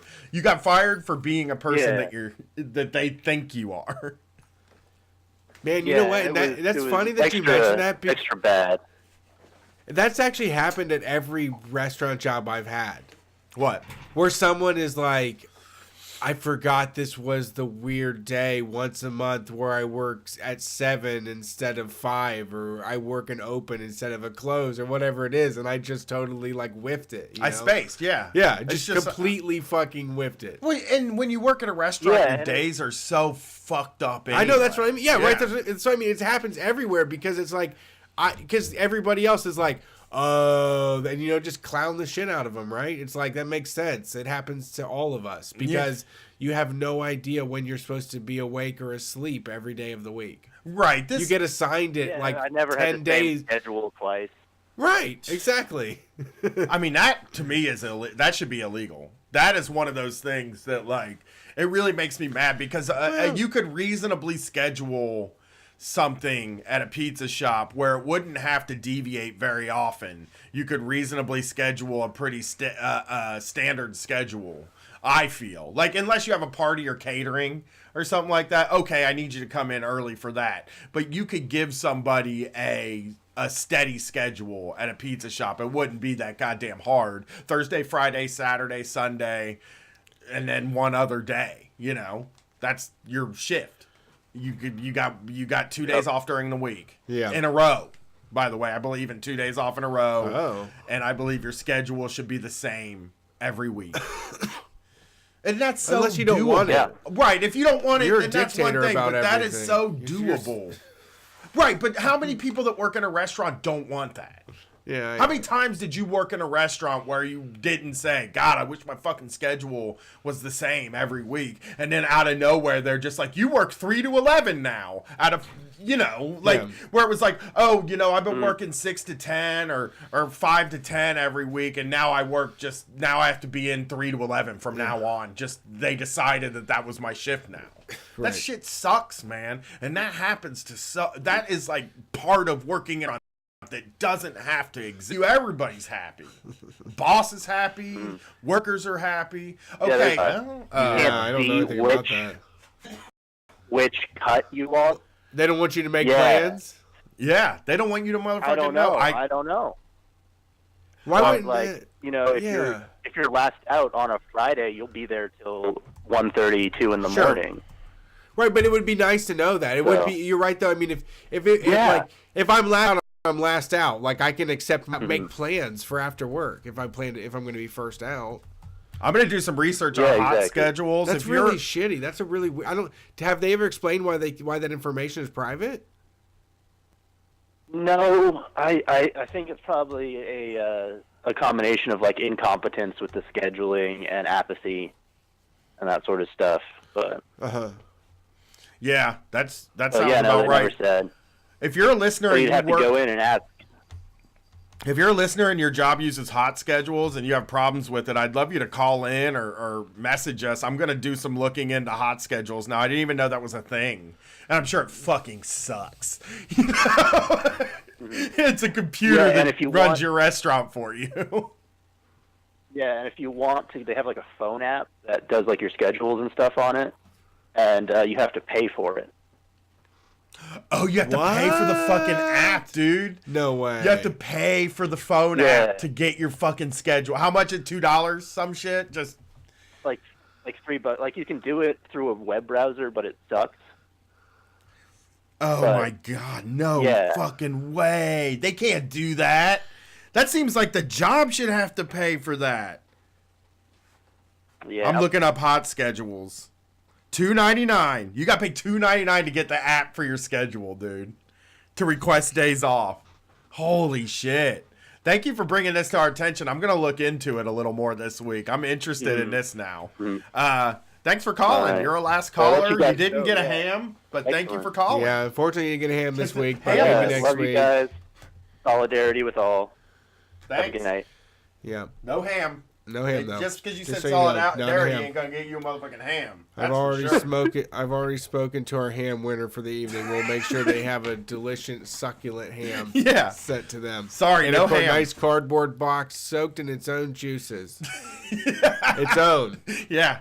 Its own. Sorry that the last caller doesn't get a ham. No, that makes was sense. that was a different Maybe caller. first that got and last That. Yeah. should? Well, just sometime. We decide it. Really. Yeah. Bonus. We're ham. not working on the radio, dude. We don't have to follow the. I wish we game had like a laws. pallet full of them down here that we could just get. I don't hold want of. a pallet full of ham down here. But if like when we're feeling it, we could be like, you get a ham. No, I don't want that.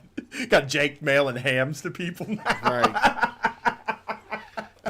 Thank you for listening to Street Fight Radio. This is the call-in show. If you want to get a hold of us, that number to dial is 614-655-3887. We'll be here next Sunday taking your calls. No, we might not be Not here this next Sunday. Sunday. Sorry, taking there's a your calls. concert this the Sunday. Sunday after that. I'm going to see a concert. So Yeah, in 2 weeks we'll be here taking your calls. I think I'm not going to announce it, but this Wednesday we're going to do a live show. So show up this Wednesday around 11 p.m. Eastern Standard Time if you're interested. You want to chat, hang out, listen, do all that stuff. Thank you to Anemone, the Anarchist, Matt Mitchell, Corey Q, all the people that showed up in the chat tonight to hang out. We really appreciate it. we can say that like we're considering next Saturday maybe doing a game stream. If people are interested, let us know. Because we're not gonna be able to do the call-in show next week, but we probably have Saturday. We might have Saturday open. If people are interested, we'll do it. Saturday is my kid's birthday party, and then And we'll be after together. that- yeah. So after that, we might be able to string something together that would be fun. Yeah, fun game stream. Maybe we'll play Jackbox, or maybe we'll just like jack on each other. You know. Okay, Mushy Cookie stream coming soon. It's out of nowhere. We're going sideways on you. We're going porno. Yeah, we're doing. We need this Patreon to get up, and Yes. if it's gonna take Skin porno, to win. Skin to win. You gotta have skin to win. If you want more Street Fight Radio, consider supporting us on Patreon. Over there, you can get access to bonus content like extra shows. Get them right in your podcast player, your Zune, your iPod. There is not a ham tier yet No on ham tier. Patreon, and there will not be a ham raffle on Patreon. Don't come. Here's what we're trying to say: don't come here expecting a ham, and maybe you'll get a ham, and maybe you won't. That's Yeah, I have just to the talk to way the do it. Beyond Ham people now. I realize I got to send an email to Beyond Ham and see what kind of a deal I can get going. By Beyond Ham, it would be the best. Just fucking handing out vegan hams would be funny. Yeah, just throwing them like footballs to people. So we do the bonus audio every single week. We also do a zine once a month. That's exclusive writing from Brian and I, and art and articles from Street Fight listeners and friends of the show. We also have our video tier available where you can watch TV with us. We do commentary over shows like Undercover Boss, Kitchen Nightmares, and Shark Tanks. We even did the Fire Festival documentary. So all of that is available on patreon.com, and that is the best way to make our powers grow, as Rita Repulsa would say. Thank you for being here. We're Street Fight Radio. Peace.